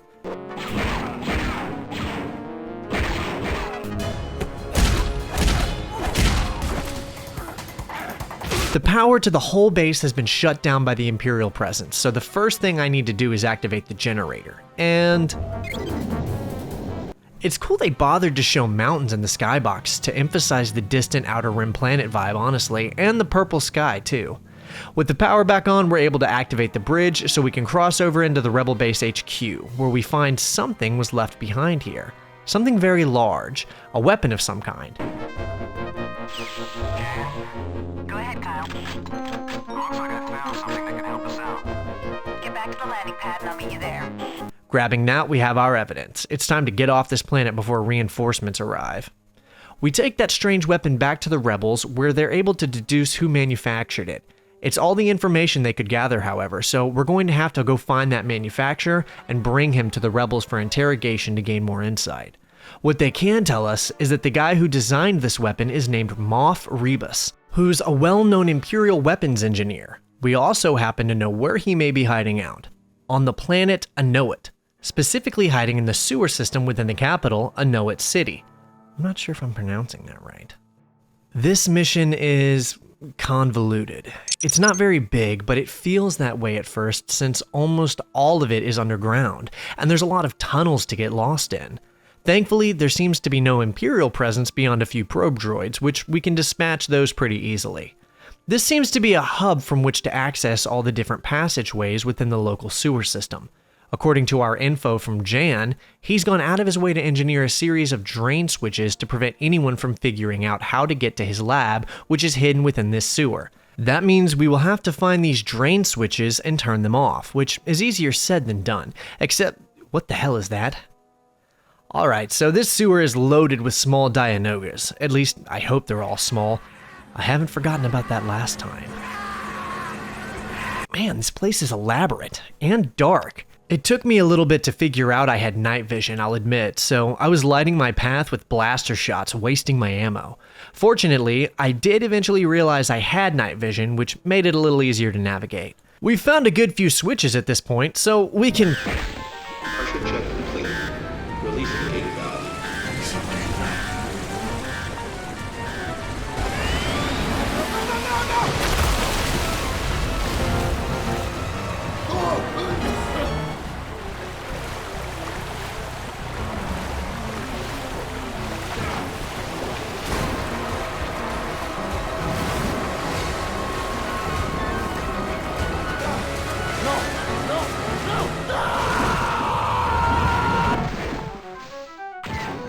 Well, that was something. We also get introduced to an old friend also from Shadows of the Empire. Remote droids, and they're just as infuriating in this mission as they were in Shadows. Seriously, you have to aim above where they are to hit them. Eventually, we get the switches flipped and gain access to Moff Rebus's lab, where he has a handful of Imperial stormtroopers guarding him. No matter, Imperial stormtroopers are our speciality. Carving our way through his team of bodyguards, we get introduced to some platforming, which, to my shock, is easy and fluid. Again, this game not only predates Quake, it was released only 1 year after Doom 2, and it features jumping, crouching, and the ability to look up and down. I'm just saying, this game was genuinely a pioneer of tech at the time. Anyway, there he is, Moff Rebus.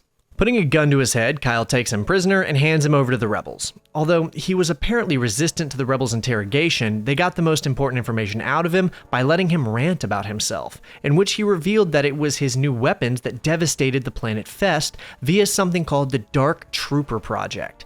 Whatever these Dark Troopers are, they're incredibly dangerous, and we need more intel as soon as possible. Still on contract with the rebels, Kyle and Jan head to the planet Fest, to an old Imperial research facility hidden in the mountains.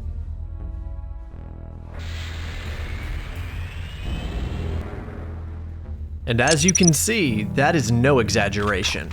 I know I've said it multiple times, but pulling this off in 1995, realistically 1994, which is when this was being made, is insane. There's a lot more platforming here, leaping across these caverns, shooting stormtroopers. I love this, and it feels smooth and really cool to play also. Granted, the Force engine is making this whole process look and feel better to experience than it would have in 95, but still. Do you see what I'm saying now? Even when I'm pointing right at it, these damn remote droids are impossible to hit. And this mission is where the game really starts to feel like a Star Wars game. If I'm being honest, when I think of old Star Wars games, the look of dark forces doesn't come to mind. Old Star Wars games have a charm to them for some reason, and this looks and feels so different from all the other games of that era. This mission, however, is when that charm showed a little, because we get our blocky gray Imperial base rooms. A genuine staple of old Star Wars games is to have Imperial bases with blocky gray rooms. I utterly adore this design too. The touched up graphical additions like the bloom are really helping it feel like a treat to experience.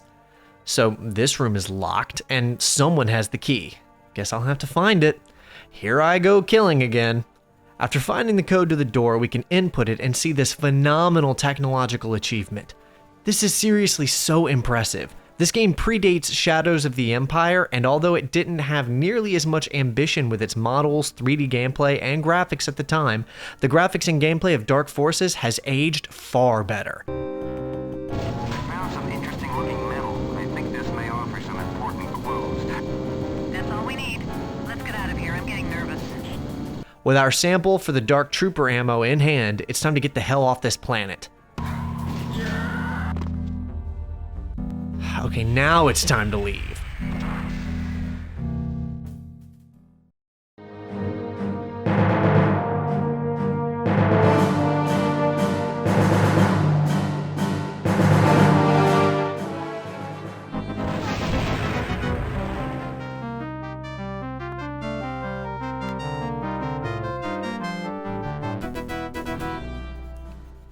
Thanks to the sample we found in the Imperial Research Facility, the rebels learned that the armor plating for these dark troopers is from a material called frick. You freaking bricks! Well, it didn't take much to decide that the Imperial mining facility on the blood moon of Gromos 16, where they were mining the mineral, needed to be destroyed. And who better than our boy Kyle to do it? Grabbing our sequencer charge, we're off to infiltrate and blow up a mining facility. Now is a great time to bring up the fact that this game's music is actually dynamic. Depending on if you're in combat or exploring, the intensity of the music will change to reflect that. I can't actually think of another game at the time that was doing that. It's pretty straightforward this time: break in, plant the charge, go home. Which, after finding the power coupling, we're able to do. See? Easy.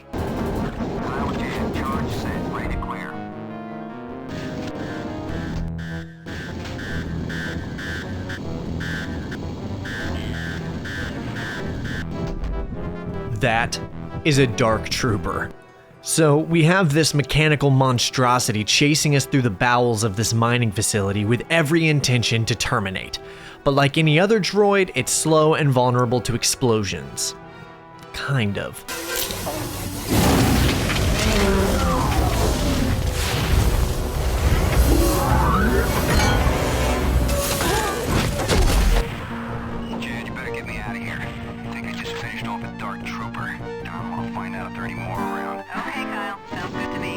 I'm with Kyle. It's past time to say goodbye to Gromos 16 for good.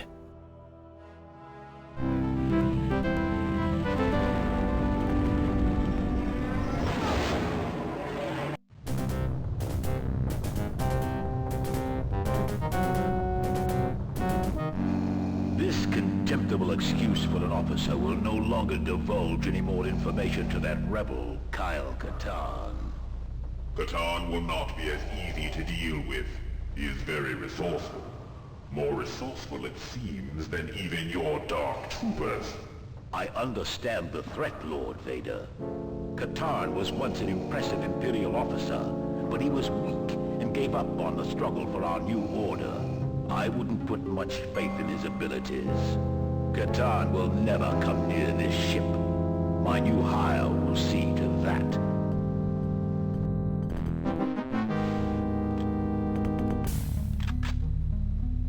Remember earlier how I was talking about Crix Madine's involvement between this game and Rogue Squadron? Well, we know that he was rescued by Rogue Squadron on Corellia after his defection, but he required rescue a second time, however, by Kyle Katarn. See, Madine was located and captured by the Empire for his treason and stuffed into an Imperial detention center on Oranakra, where he awaits execution. Not if anything to say about it. I have. Well, here we are, Oranakra. As you can see, the place is known for its barren landscape and predominantly stone surfaces, which of course made it an irresistible locale for the Empire to put a prison on. Let's try not to end up a permanent resident of this depressing place. We can see the exterior of the prison from here, but there's probably some kind of external entrance for guards to come and go. Ah, exactly like that. This should get us into the prison, but it feels exceedingly dangerous. Hasn't the Empire ever heard of guardrails? Of all the bad ideas, breaking into an Imperial detention center where they hold people for execution is definitely up there among the worst. Well, we're inside now, and it's about the welcome I expected.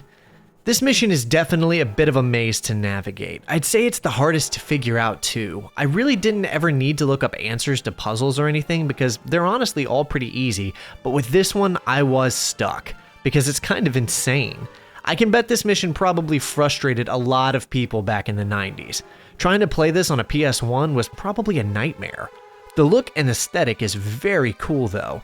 This red hallway looks like it was ripped straight from the fourth movie. There's a lot of little things that will get you killed or confuse you on this level though. Walls that bounce your blaster shots back at you, trip mines hidden around corners, blast shields that flicker on and off that you need to figure out when to run through, that sort of thing. There's also like 6 different coded doors where you need to find the right code combination and input it, which was a cool little feature at first, but it gets exhausted in this mission. The real nuisance, however, is the elevator situation. There's 2 of them, both nearly identical but located in different blocks. You have to ride one of them to a certain level, then break into the ventilation system above it, then drop down on top of that elevator in order to access the area where they're keeping Maydeen, which, after slaughtering the local Imperial presence, we're able to do.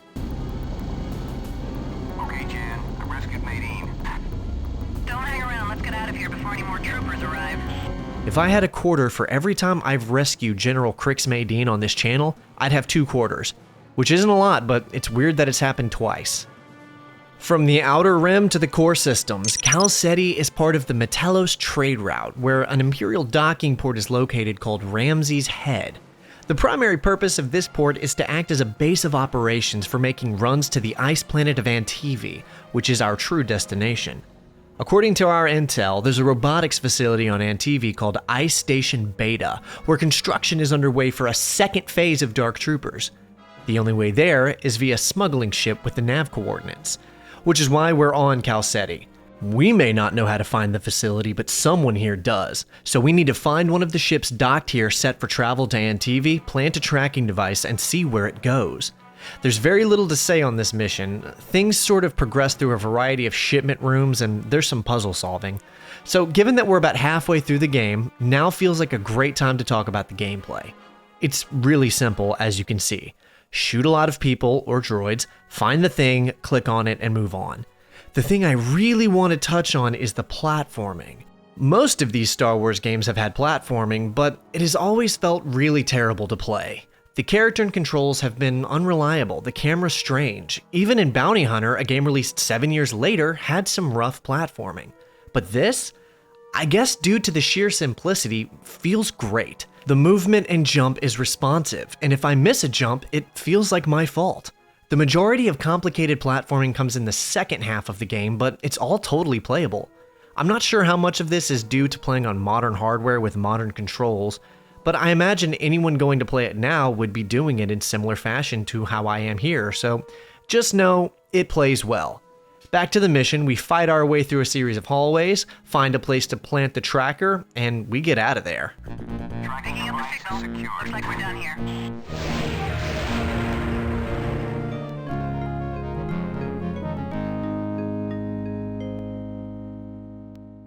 As expected, the ship departed and flew straight to the robotics facility. According to Jan, this whole planet is reportedly lifeless. The only thing here is the very station we're here to destroy. To do this, we're bringing along 3 sequencer charges and placing them around the facility's different exchange couplings to essentially demolish it.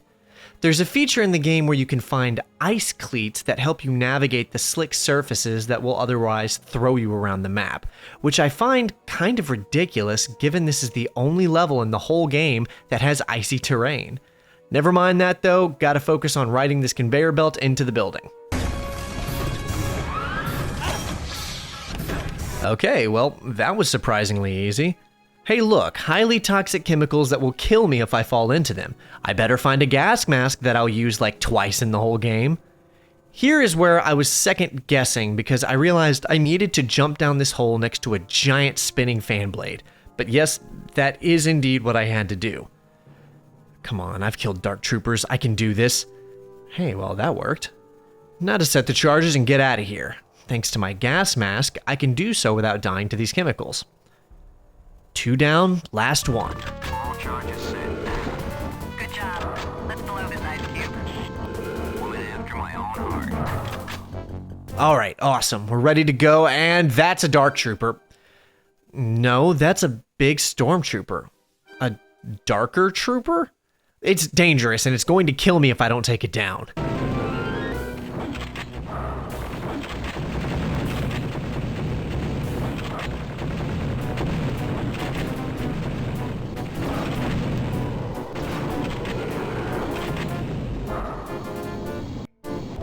Alright, well, with that thing out of the way, now I just need to navigate these tunnels, and that's another Dark Trooper! I mean, I guess this is where they've been making the things, but damn, they are everywhere out here. There's the Moldy Crow. Time to bail, blow this planet to hell, and watch the ice melt from orbit.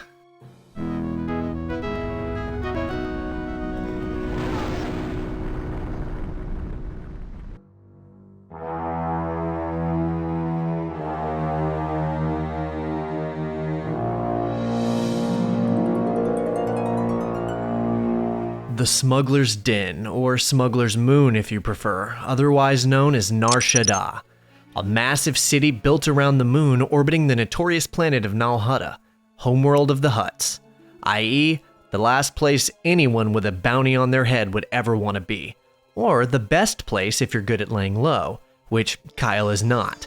So of course, here we are after being informed there's a death mark on us, which is worse than a bounty. I'm not wanted dead or alive, they just want me dead. But all traces of the coordinates from the ships leaving Antivi led back here, so the best shot we have at finding the source of these dark troopers is to get our hands on the Imperial nav charts from one of the smuggler's ships. Visually, I feel this is the best looking level in the game. It's the most unique, I'd say, with ambitious attempts at depicting the massive city through the windows, graffiti on various walls, and even some 3D skyscrapers we can see when outside of a building. They know we're here though, and they want the credits that come with my corpse, so let's make this fast. Oh good, an Imperial presence as well. 2 separate factions currently out for my head. Guess I should have figured as much given my recent jobs, but that does mean I'm getting close to those navigational charts.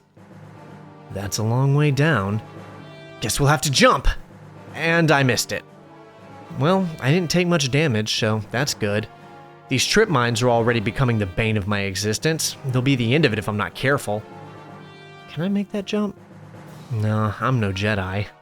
I think this is probably my favorite level design-wise. The attempt at making a big city in an MS-DOS game from 1995 is beyond ambitious, and they really went all in on it. There's propaganda posters, glowing signs. It's about as visually distinct as I think we could expect from a game in this era. Alright, now we're making some progress. This scaffolding is near where Jan dropped me off. That means the nav chart's gotta be close.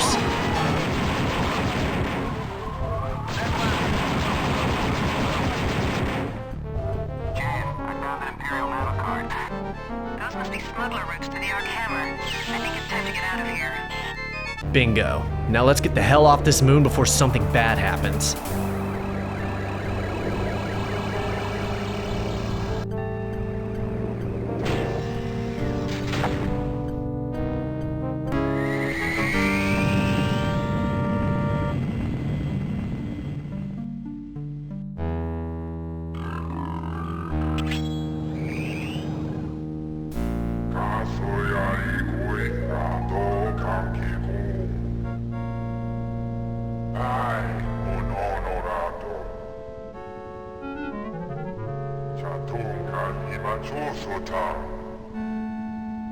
Jabba, what have you done with Jan? If any harm comes to her, I'll personally shove my blaster down your slimy throat.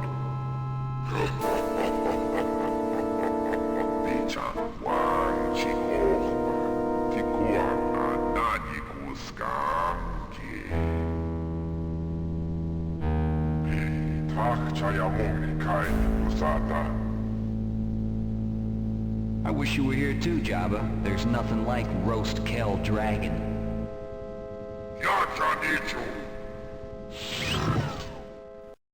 Well, Kyle just got told he was being fed to a Kel Dragon by one of the galaxy's worst crime lords and essentially just told him he was going to kill that dragon. So I guess that's what we're doing, with our bare hands. Seriously, we have to beat this thing to death with just our hands. These big lizards are the smaller cousin species to the significantly larger crate dragons, and just like the crate dragons, Kel dragons are also indigenous to Tatooine. After putting a stop to that beast, we can make our way to the next room where we need to do that same thing again. Something tells me that won't be the last we see of these things either. Jabba apparently keeps several aboard the Star Jewel, which is the name of his ship. Man, Kyle lucked out only needing to fend off Gamorreans with melee weapons. We'd be in bad shape if we were being shot at and all we had was grit and a bad attitude. Now where are they hiding my stuff? I'm thinking it's gotta be nearby. Ah, there we go. I got my armor, jacket, weapons, and the works. Now let's find Jan and get off this nasty ship. Between the dragons, the Gamorreans, the Hutt, imagine the smell. Playing this game would probably be a lot more fun if I didn't have to deal with these damn trip mines around every corner. Ah, and there's another Kel Dragon. I knew it. He's just got these things wandering his ship. Working for Jabba must pay really well because it's gotta be miserable. Okay, got some winding hallways going on here. It may not be Tatooine technically, but this is definitely some Tatooine architecture. Ah, and here's my Navicard. Let that be a lesson. Don't steal back things I stole, or I'll annihilate your employees and exterminate your pets. Don't look at me like that. Jabba is a literal crime lord slug, and all of these people are thugs. Alright, there's the moldy crow. Jan has to be in one of these cells somewhere. Is a crow even an animal in Star Wars? Is that like a translation? Does that mean... Hey, look, there's Jan. Let's get off this ship.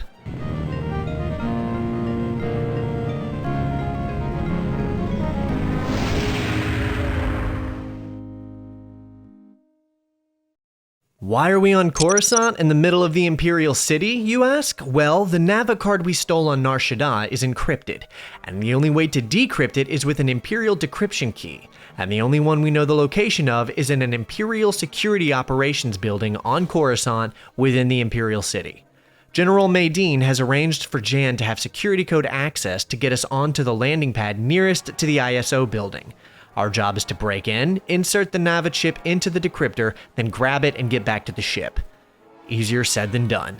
This is a straight-up suicide mission, but because Kyle has hired help, we're expendable to the Alliance. So I'm guessing they aren't counting on our success. Still, we gotta try and see it through. As expected, the place is crawling with stormtroopers. Heavily fortified, and we're not getting any backup. Right now, the element of surprise and speed are our only advantages. After all, no one would be so stupid as to march into the heart of the Empire and start blasting their way through to the Security Operations building of all places. Well, they didn't count on Kyle Katarn having nothing to lose and a grudge against the Empire. Ah, there it is. That's our building. Now if we can just fight our way to the control room, we can insert the Navicard and get out of here before they call in reinforcements. I know the Emperor is vain, but are the statues really necessary, Palps? And what do we have here? It's some kind of heavy artillery weapon, same thing the Dark Troopers have been firing at me. Well, now we can even the odds. And here we have another puzzle. There aren't like a ton in the game, but this one is a little frustrating at first. I was able to solve it relatively quickly, however, and get to the decryptor.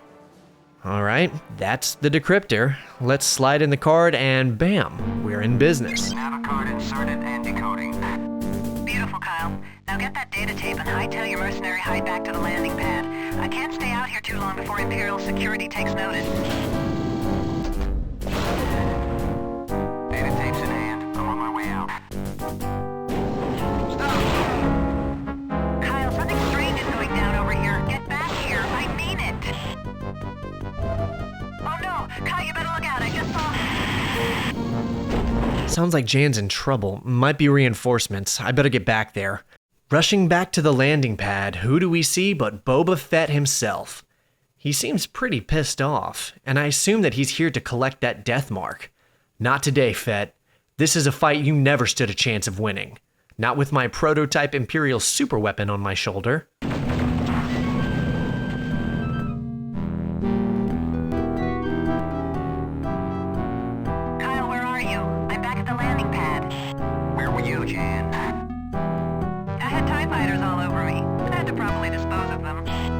We're in the endgame now. That data we decrypted from those navigational cards revealed a cargo ship route straight back to the Imperial Super Star Destroyer, the Executor. Darth Vader's personal flagship. That's not what we're after, though. Trying to take that out alone really would be a suicide mission. No, the Executor is just the gate to our real target, the Arkhammer. The smaller Imperial ship where the Dark Trooper project operates from. The only way to get to that ship, however, is to get on board the Executor and wait until it hyperspaces to the Arkhammer's location. From there, I can smuggle myself straight to the Arkhammer and take it out from the inside. Like I said, it's practically a suicide mission, so I assume Kyle wants to die at this point, but I mean, we just beat 2 Kell Dragons to death with our fists and assaulted a building in the Imperial capital, so who knows? The only way to get aboard the Executor is to hijack a smuggler's vessel already planned to board it. Fortunately for us, the navigational data we decrypted also revealed that there is a smuggler ship with Dark Trooper resources planned to stop and refuel at Fuel Station Ergo, which means all we have to do is board the station, wait for the ship to dock, and make our way to hijack it, then fly right into the hangar of the Executor. So that's where we are and what you've been watching. I'm currently fighting my way through the occupants of the fuel station to make my way over and hijack the ship I need. And that looks like exactly the ship I came for. Okay, Jan. Smuggler ship secured. Good job, Kyle. Now launching. I'll see you on the dark side, Jan. Good luck, Kyle. And may the Force be with you. One thing's for sure. They'll never see me coming.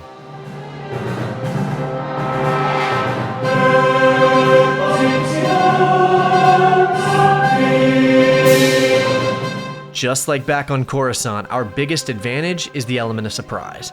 They're expecting a friendly smuggler to exit, not a lunatic with a death wish. So we break through the doors, blasters blazing.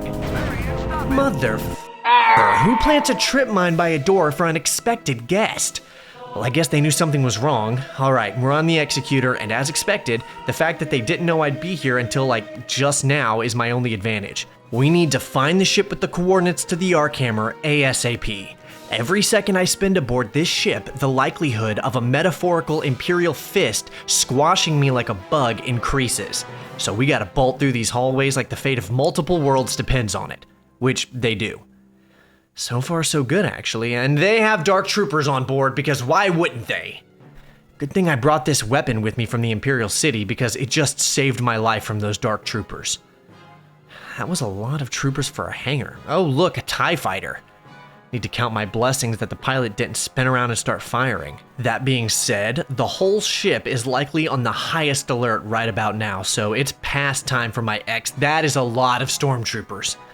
It's a lucky thing they're all lining up in the hallways like this. The platforming makes a return, and let me tell you, this area had the potential to be infuriating if the game didn't control as smoothly as it does. Alright, the ship I'm looking for should be right through this room. Okay, they've got more Dark Troopers on board. 2 against 1. I'm literally outnumbered and outgunned. Fortunately, I've got a speed advantage. And with some finesse, I dispatch both of the super soldiers with some ease. I'm close to my exit now, running out of time by the minute. Bingo, there's my ticket out of here. Just gotta get this shipment on board the shuttle and ride it straight to the Arc Hammer. Almost there, and bingo. Bon voyage and better luck next time, Imperials. In and out like a bullet. When the Empire blames this on a terror attack, they can use my name, Kyle Katarn.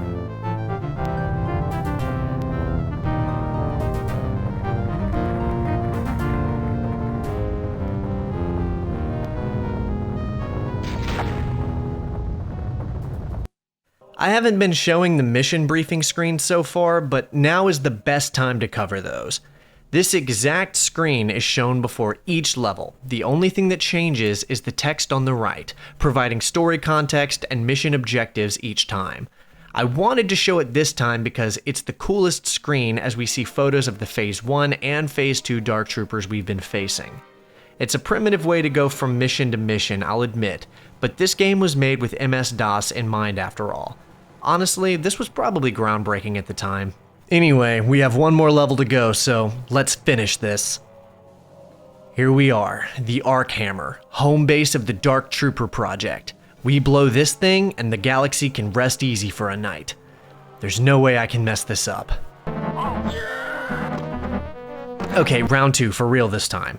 This ship is littered with Dark Troopers too. Plus these mechanical arms. I fell for the idea that they were just part of the ship, but they will in fact try to hit you and kill you. It's about this point things start getting really hard. Activate the Dark Troopers.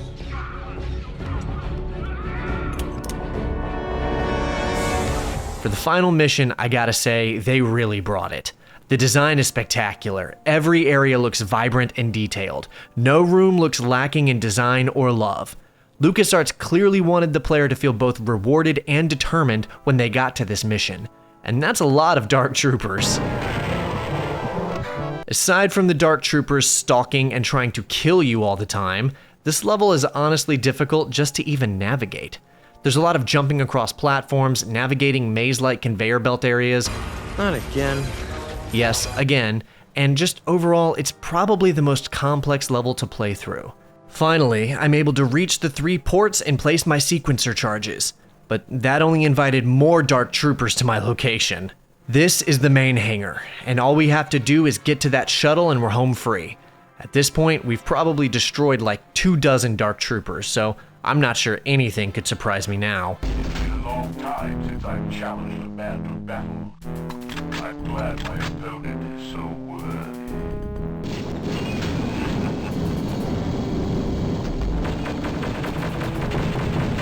Alright, he's got a giant mega Dark Trooper uniform.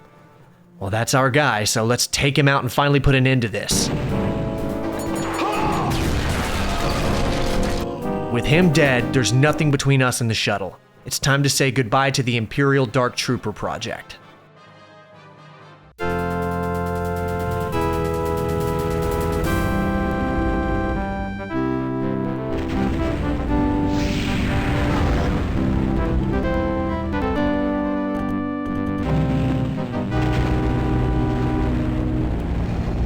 This is an unfortunate setback. The Force is strong with Katarn.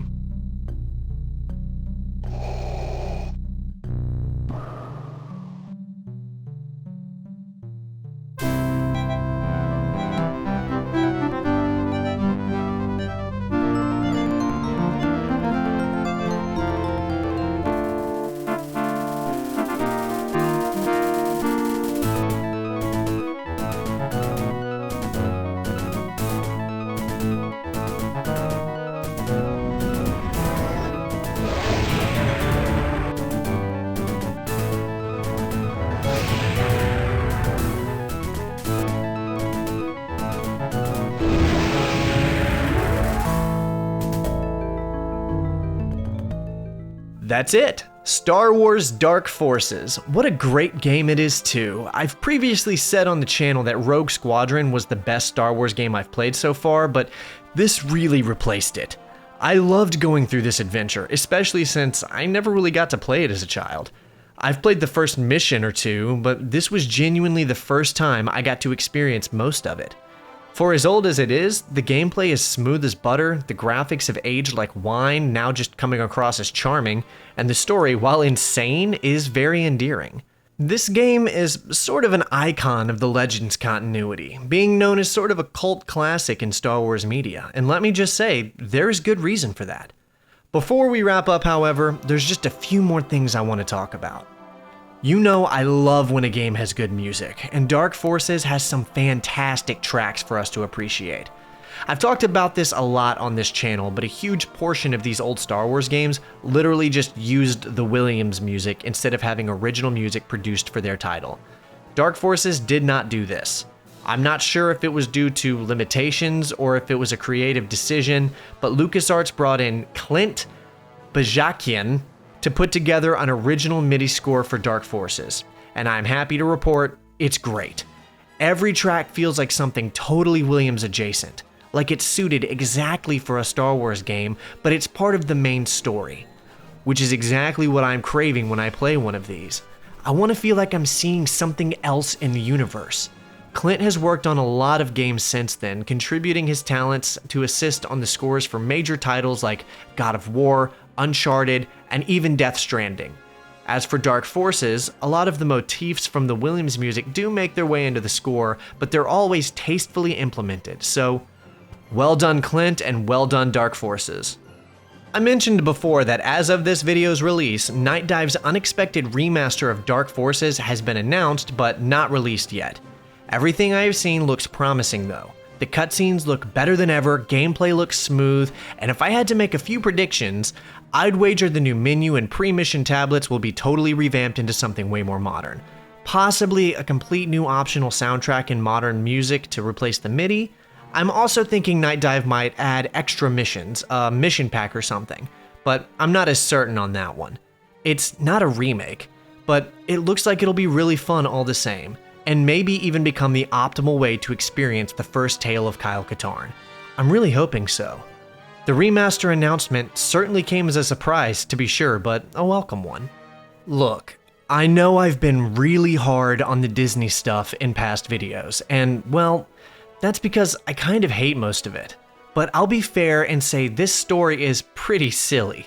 It's honestly unbelievable if it wasn't just context for players to shoot animated sprites in.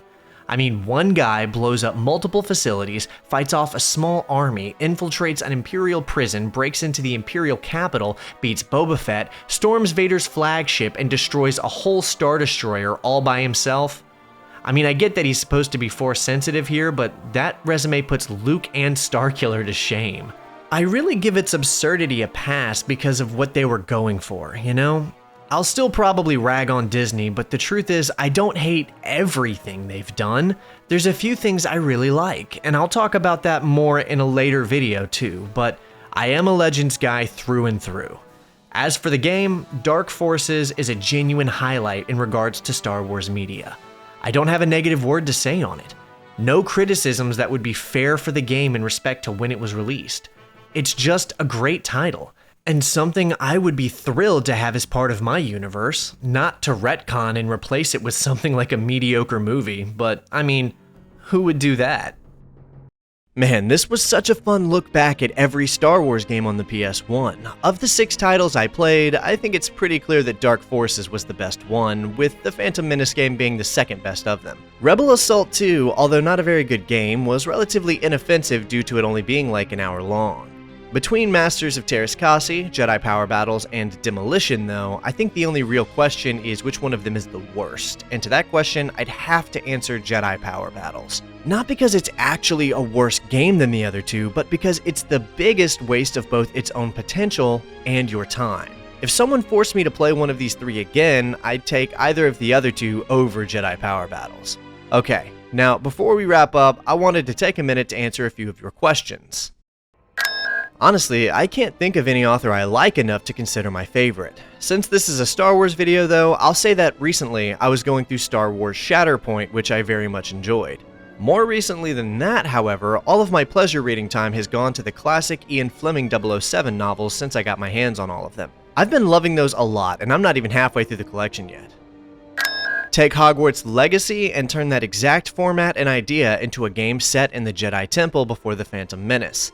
Let us create our own Jedi, explore the temple, make hard choices, visit different areas of Coruscant, and complete our trials to become a Jedi Knight. We can still have some of our fellow student Jedi who fall to the dark side and force us into confrontations without calling them a Sith, so it'd still be plenty canon. I recognize that many people are perturbed by the division of the Star Wars fanbase as of late, and many fans don't make it any easier as they continue fanning the flames of their own growing discontent. I'm guilty of this too, and to no small degree. However, in my opinion, I find the way that Disney is treating the Star Wars brand to be far more contemptible. With respect to the Disney fans, however, I'd like to remind anyone watching that the real reason Star Wars fans are so divided is because there's so many iterations and interpretations of the brand, and so many people like certain parts of it so much while also choosing to ignore other parts. This has been the case since before Disney ever came into the picture, going back as far as the prequels, I'd say. The new Disney canon has millions of fans who really love what it is, but the issue is that it is far more consistent with its tone, and that tone isn't really appealing to millions of other fans. One of the biggest differences between now and then is that pre-Disney Star Wars was kind of trying to cater to as many demographics as possible through books, comics, video games, and more, all of which were often totally different in style, tone, and execution. There really was a little something for everyone. Of all of the opportunities Disney has utterly wasted since their purchase, it was the chance to spread out and deliver various styles and tastes of Star Wars so that every fan feels like they're being catered to, rather than try to force all Star Wars media into the same tone as everything else and reprimand the fans who say we don't like it. It has to be either 6th or 7th, both of which I love. I think if I had to choose, however, I'd pick the 7th gen consoles just because of how many fantastic 360 and PS3 games there were out there. Even the mid-games on those consoles were great. Delete Star Wars Squadrons, Republic Commando gets a sequel, and Dark Forces gets a reboot. Honorable mention, Star Wars Ragtag by Visceral Games resumes development by original devs like it deserved. Thanks for the kind words, brother. Delta Squad.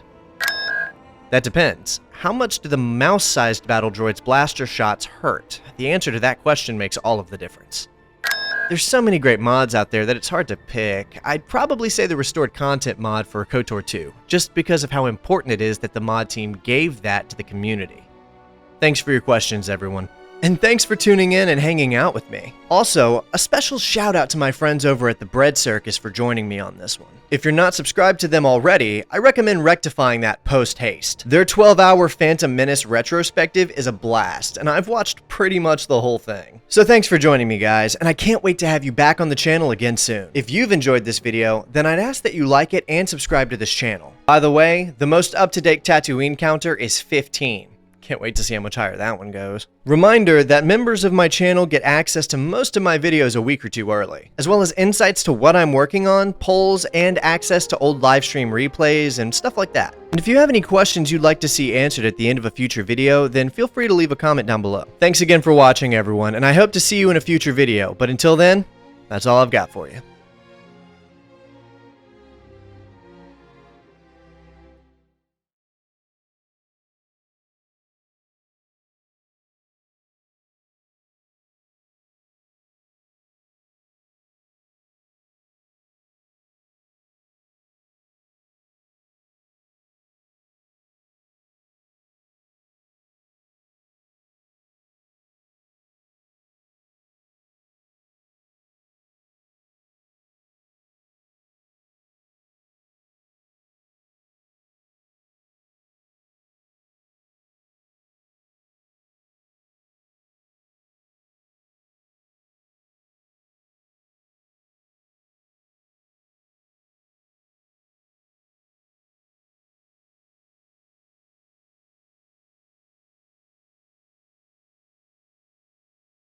Better stand back, mister, 'cause I'm about to slash all my prices.